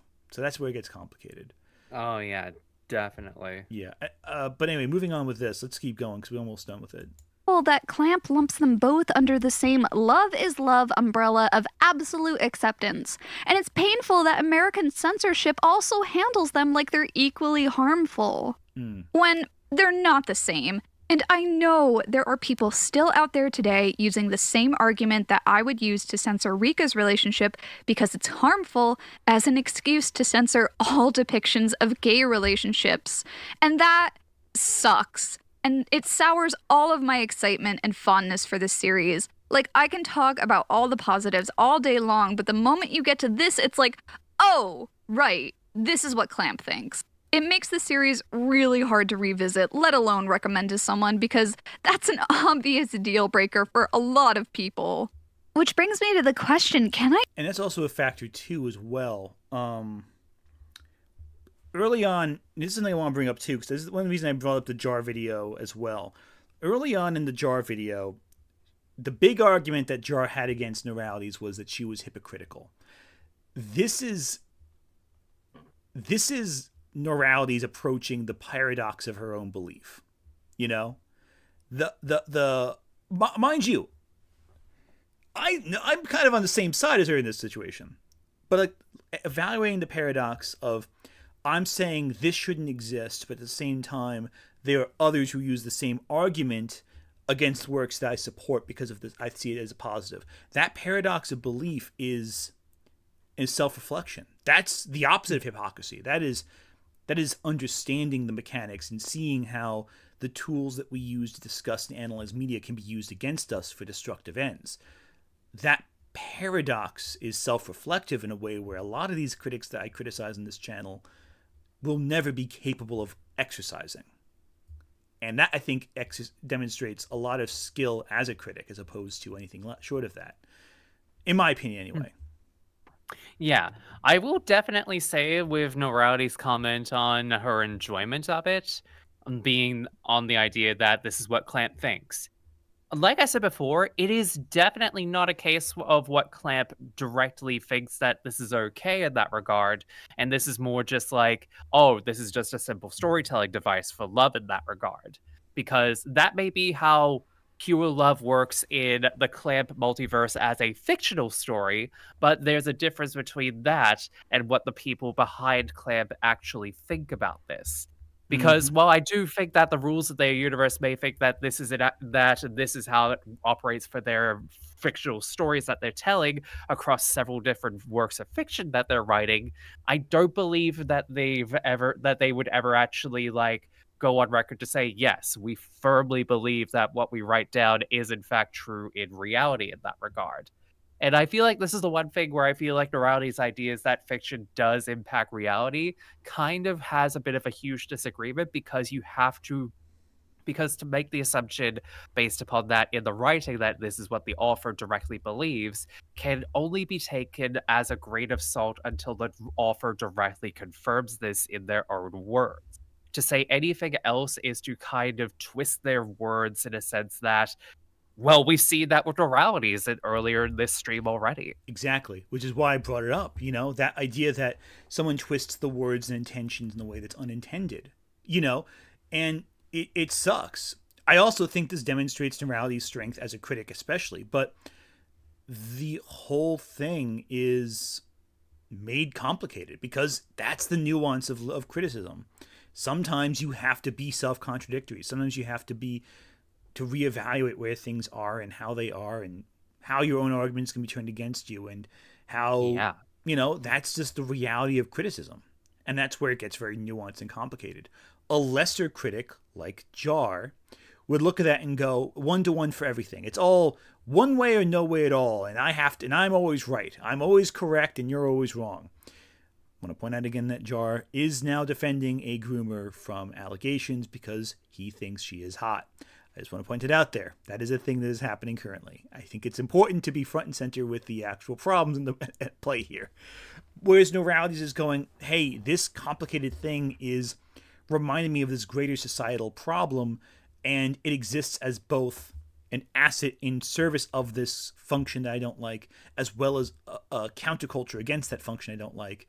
But in order to do so, it's also equating two different things that are not similar at all, and it's complicated. It's not easy. It's not easy to disentangle that. And it does suck. Yeah. That's why stuff like Cardcaptor Sakura is so complicated from a critical angle. And it's hard to definitively say, for my money anyway, where I stand on it, because my opinion is in flux about this work. There is a lot to love about Cardcaptor Sakura. It is a walking contradiction, however, in messaging. Not out of malice, but out of a pure message of love is love no matter what boundaries sit in your way. That angle is both a blessing and a curse to the series. And it's not easy. It's very complicated. I even recommend Cardcaptor Sakura to anyone. And the answer is maybe. It depends on which version you look at and using your own best judgment. The manga is the most overtly problematic and includes aspects like Tomoyo's mom, who was Nadeshiko's cousin, being in love with Nadeshiko. It's also the version that most explicitly reveals that Tomoyo is in love with Sakura. But that also establishes that Tomoyo is Sakura's second cousin. Like, okay, their families were estranged and they didn't know they were related until this reveal, but again, it's such a weird narrative choice. Like, Clamp, you know you didn't have to do that. I don't know, man. Sometimes canon is bad and you just have to ignore some aspects to enjoy a series. Random. And this is an aspect that I choose to ignore because it just doesn't pop up very often. And if I don't actively ignore it, it becomes very weird. So despite the magic system being better and easier to manage with only 19 cards, and also providing a more in-depth explanation and satisfying conclusion for the end of the series, I can't really recommend the manga. The only real pro is that you can just quickly skim through the bad parts. And like I said before, the Nelvana dub fixes this by scrubbing away almost all references to age gap relationships and same-sex relationships.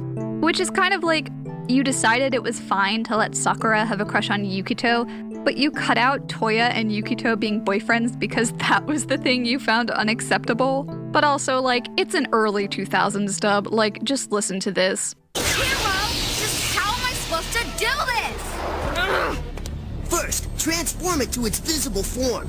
And that would be how? Hands up! Huh? Hi, Lee. Whatever. Hey! The cool introduction worked great! And yeah, that's God, completely unacceptable. I think next time I'm on a stream review, we need to watch some episodes of the Novara Cardcaptors dub. I will get copyright struck so fast if I do that on YouTube. Oh, don't even worry about it. We'll just do it on Twitch. On Twitch is fine. I'll do it on Twitch. That's okay. Guys, let's watch Cardcaptor on Twitch. Yeah, we'll just like do a riff. We'll do a riff tracks on it. Yeah, I know Sai, who I can still see in chat, did watched all of Utena on Twitch once, and that was fine. But yeah, watch all the Cardcaptors dubbed on Twitch. That'd be great. Yeah. Anyway, yeah, no, yeah, the dub's by today's standards. Unless you grew up with it and want to watch a couple episodes for nostalgic value, I can't really recommend the Nelvana dub. Which means that if I had to recommend one version, it would have to be the original anime, because it does tend to hit somewhere in the middle, and it seems to be the version people are most familiar with anyway. At the end of the day, I think the anime is fine, but if you've never seen Cardcaptor Sakura, maybe just give it a pass.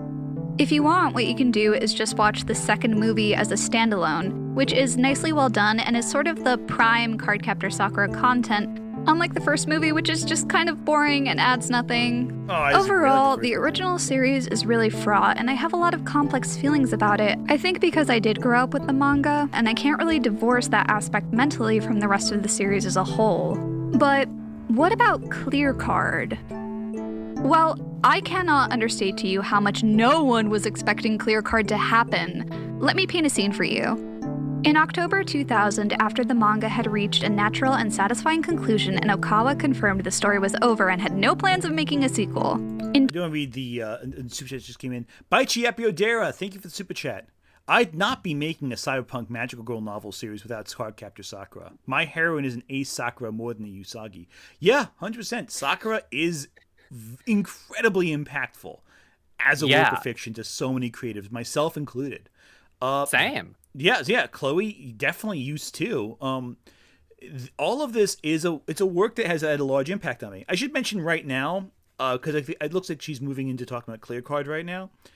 Personally, I'd recommend the manga to anyone who's open-minded enough to read something that they may disagree with. I think the manga is better paced than the anime. I think it's very beautiful. I love the problem-solving element. And while there are elements that are uncomfortable to read, I still think the manga is worth experiencing completely, even as an adult. I think it's a fantastic series. Personally, but then again, I also veer towards reading a lot of work that is problematic and is complicated. I think that's good. I did a whole video about why, Vakihara is problematic, but it's still a good thing to watch it, I don't think a work being problematic means we shouldn't experience it or that we should exile it to the bogey lands of our bookshelves.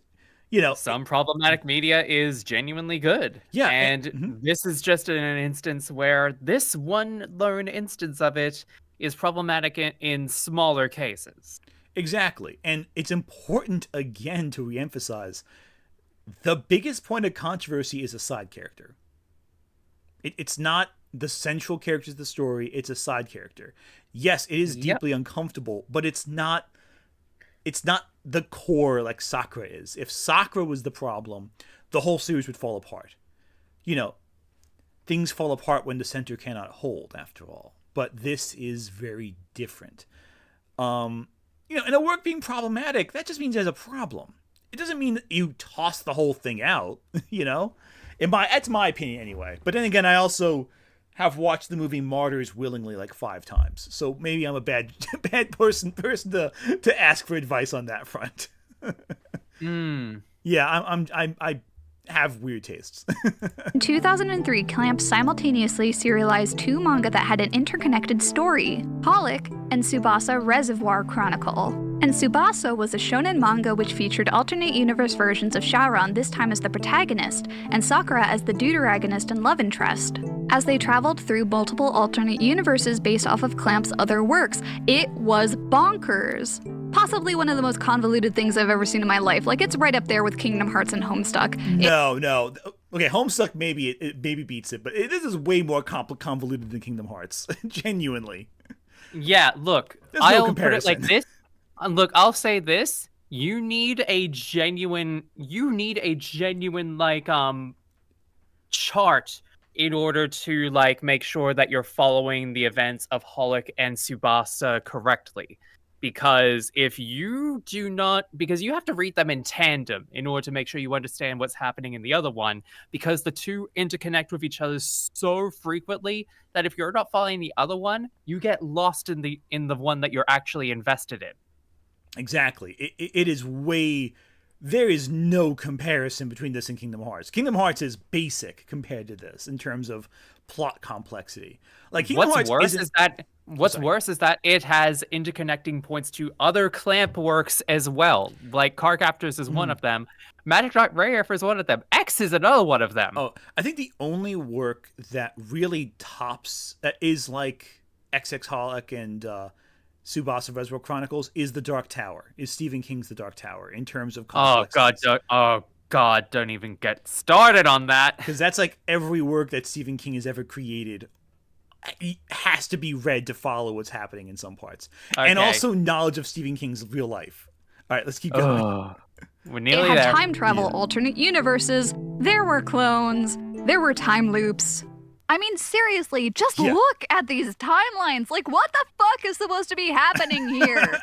It was a lot. And weirdest of all, because Cardcaptor Sakura ended on a really happy note, especially when compared to Clamp's other works, Clamp was like, hey, you know what would be fun? Let's create alternate universe versions of these characters, have them already be in love and about to confess their feelings for each other, and then immediately rip them apart and set them up for a tragedy that they have to earn their way out of. Like, I'm not exaggerating. The premise of Tsubasa is that Sakura's memories have been shattered into 1,000 pieces and scattered across the multiverse, and they have to travel through different dimensions to return them to her. And the problem with that is that the price Shaoran paid in order to travel between dimensions are all of Sakura's childhood memories of him.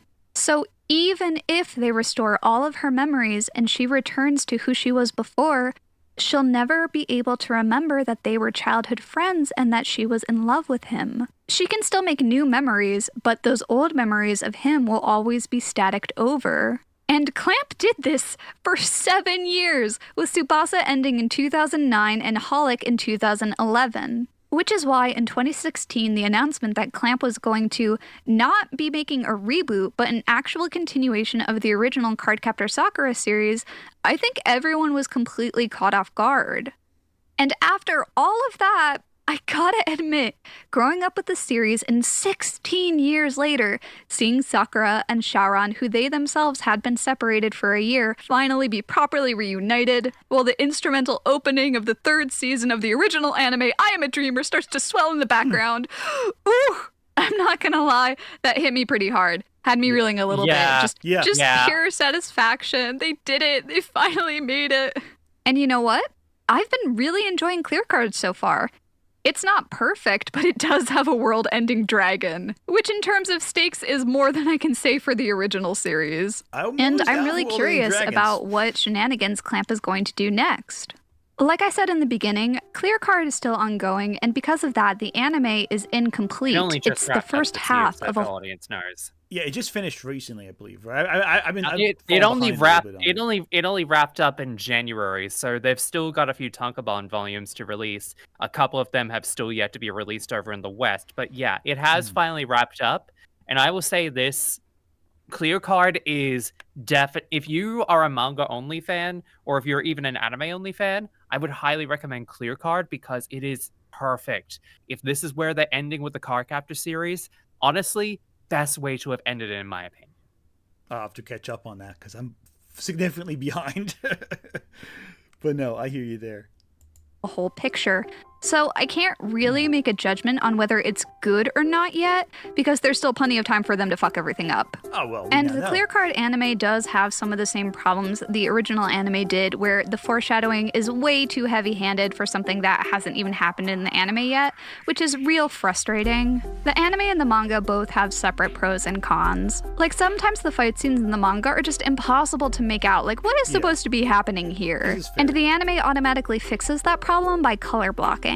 Sakura finally got to collect a card in the anime by just politely asking if they'd like to become friends. The manga also has some direct references to Alice in Wonderland, which I'm aesthetically a big fan of. I don't know how much the anime is going to divert from the manga, so this may be just something that they're saving for another season. But the premise is, all of the cards have been turned clear and unusable. And in the manga, Sakura is really worried about them because, you know, they're her friends and she loves them. And that hasn't happened in the anime yet, and it makes her seem kind of callous in comparison, like the cards really are meaningless collectibles that can just be replaced. But I'm also worried that Clamp is going to follow through on what they couldn't before with Sakura's relationship with Yukito, and have Akiho's one-sided crush on an older boy actually come to fruition. I don't think his age has been confirmed in canon yet, and because of that, I'm choosing to believe he's only a couple of years older than her, and that there's some weird time travel thing going on that might make it more okay. That's the outcome that I am very cautiously optimistically hoping for, while at the same time completely ready to be proven wrong and once again disappointed. I've seen some people in closing the comments. thoughts. Manga both have separate gang. Sakura, the premise is opening of the 3rd season of the original. Like I said in the beginning. Sorry. So, closing thoughts. Sorry. I had a really hard time writing this script. Trying to examine the individual strengths and faults of this series all at once is like either getting a piece of candy or being hit by a rock. And at some point, I have to ask myself, is the candy worth being hit by rocks? And the thing is, at this point, I don't know. I think my opinion has been slightly colored by time restrictions and forcing myself to watch all of the filler after I had already recently rewatched the series for nostalgia. Also, passively consuming a series is a completely different experience from actively watching a series with the intent of making a critical analysis. So even if the flaws are a minor occurrence and don't really take up more than a couple of chapters or episodes, it would be weird if I didn't talk about it here. And again, when you're only focusing on the anime, it's not like the anime is terrible. Like, it's animated by Madhouse. The first episode is very cinematic and even suspenseful. And the aspects like the magical girl outfits and card collection and Sakura and Shaoran's relationship being really wholesome are worthwhile. There are even moments or episodes of filler that I did enjoy, like this moment where Karo and Shaoran swap bodies and they're trying to hide the fact that they've swapped from Tomio, and then this happens. Oh yeah. It's so absurd, it makes me laugh every time. Great. But even that comes at the expense of having to sit through Sakura's will they won't they crush on Yukito, which isn't enjoyable and takes up a majority of the animated series. I'm going to read a quick super chat. Nick Wolf, thank you again for the super chat. As blah as the Nelvana was, the accurate redub might be worse. YouTube search why Tomio won't confess her feelings, then scout for the dub. Oh God, that's giving me flashbacks to Evangelion's redub with Netflix, where Kaoru assured Shinji that he was worthy of his grace. As you can think of that accuracy in terms of translation. All right, we're almost done. I know Chloe, you're about to pass out, but and the only thing that makes it bearable is that I know that it's a won't they. I understand I am not this series' target demographic. Like, the show is for younger audiences, which means it needs to be easy to understand. But outside of a nostalgia, plot-wise, there's not really a lot to keep my focus. Sometimes canon is bad, and you just have to ignore it to enjoy a series. But because I grew up with the manga, I have a harder time divorcing those aspects from the anime, even if they don't pop up explicitly in the text of the anime. Which means that there's a lot that I would have to try to consciously ignore with the series, and I may revisit it someday, but not anytime soon. I'm still nostalgic for parts of it, especially aesthetically. I still think Sakura is really cute, and there's a reason why I only ended up drawing her in cute outfits and just didn't bother with the rest of the cast. And I don't think there's anything wrong with people enjoying the anime or the imagery. When I was a kid, I needed Cardcaptor Sakura. It was the first time I had seen someone like me represented in a way that I understood, and that's great. Nothing will diminish how grateful I am for that. But when it comes to LGBT representation, there's better out there now. She-Ra, The Owl House, Steven Universe. Like, I'm so glad kids growing up now have these shows to look up to and see themselves in. And there are better magical girl series out there too. As it is now, I don't think Cardcaptor Sakura has really stood the test of time, and I'm fine with that. And I'm also going to end the video because I've been talking for like an hour at this point, and I don't know how to end this. Thank you to my patron. I definitely disagree on her saying that Cardcaptor Sakura hasn't stood the test of time. Oh, agreed. Yeah, it hasn't. I will say it hasn't stood the test of time in certain smaller ways. But in terms of the overall impact it's brought about in the magical girl genre, as much as its relevance in terms of modern anime today, it really has stood the test of time as a story in general. There are some small little bits that aren't that great, but I feel like Norality is writing it off as not being as important as something like Utena or the like is wrong, because without series like Cardcaptor Sakura, it's arguable that a lot of series that took inspiration from it would not be here today. 100%. And I think also the thing that was worth mentioning is that just because it's controversial now doesn't mean it also wasn't controversial then too. The problem is these were things that were controversial back then as well. In fact, maybe more so because there was more overt homophobia in society. Or and biphobia, what have you. I disagree with her assessment as well. I think Cardcaptor Sakura has a lot of merit today, especially aesthetically. You look at modern anime, a lot of it does have a lot of... It has kind of mishmashed a lot of components from other magical girl shows when you're doing magical girl stuff in a way that has lessened the impact that Sakura brings to the table. Its magic system is very unique. Its style is very distinct. And I think a lot of shows have kind of neglected the aesthetic and style and approach that Cardcaptor Sakura takes with its narrative. I think it's a really solid show. I think the manga is solid too. It's fairly well paced. There's a lot of merit to it. There are problems. Very much so, yeah. There's problems, but the problems, I think, in some ways, you kind of have to go with it, you know? You kind of have to have that approach. You have to kind of integrate them. Because not all works are going to be aligned perfectly with your perspective. Some of them are going to upset you. I think the problem is we look at it from a lens of, does this deserve to exist if it doesn't perfectly align with what we want? And I don't agree with that, you know? I just don't. That's where I disagree strongly with her in this one. I think a lot of the legwork she's took to get to her conclusion, I think I align with to some degree or another. I think the conclusion she reaches about it is where I disagree. Yeah, definitely. You know, and that's the thing with criticism in general. You can assess a critic's assessment of a show and go, I think this doesn't work for me, or I think this doesn't make sense. And you can disagree, and that's totally fine. That's why I always insist that media is a conversation, you know? And you can't be mad at some things. Again, the thing with Cardcaptor where I come to it is I do find a lot of the age gap stuff deeply uncomfortable. It makes me very uncomfortable. But also, it's so ludicrous at times, it's hard to take it seriously the same way I would, say, a work like Lolita, you know? Where it is more realistic and more grounded and more predatory. There's just something so naively innocent about Cardcaptor Sakura that even the worst stuff it presents, you're doing this out of, like, you're presenting this because you don't seem to understand why this is so screwed up. You know what I mean? Like there's a degree of that, and you're like, this is so screwed up, but like you're missing the point so much that it's hard to be upset by it.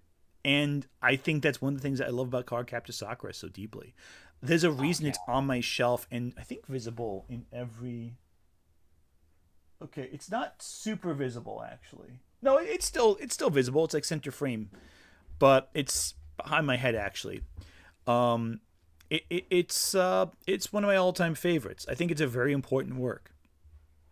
You know, but you know that's how it'd be. Now,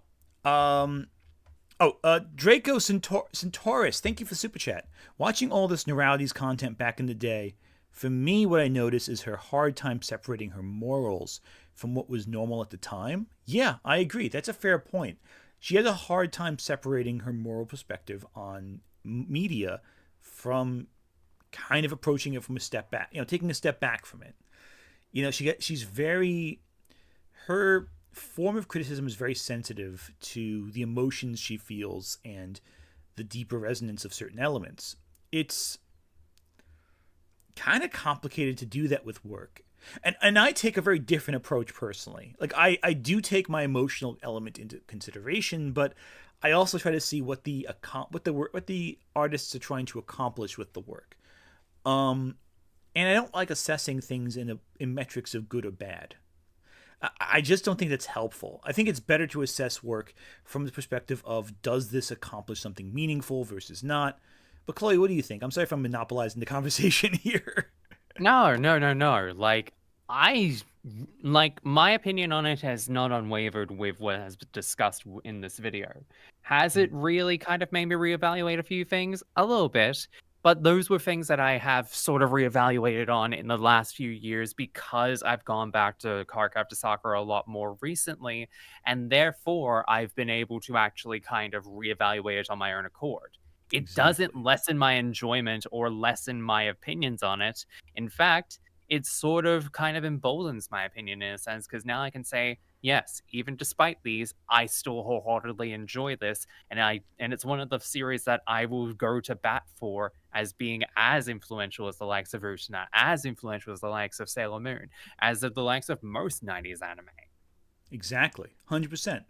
And again, when you look at the reaction that Noralities got from other critics, again, we used Jar at the start of the episode of this stream as an example of this. You see that, you know, she looked at media from a very specific perspective. Some people were looking for ways to discredit her from the beginning, and that sucked. You know, I think she was I think her approach was very sensitive, and I think that sensitivity is not something you can really do on YouTube if you want to survive long term. That's the depressing part of it too. You need to have a thick skin. But I think her sensitivity was at once both a strength and a weakness of hers.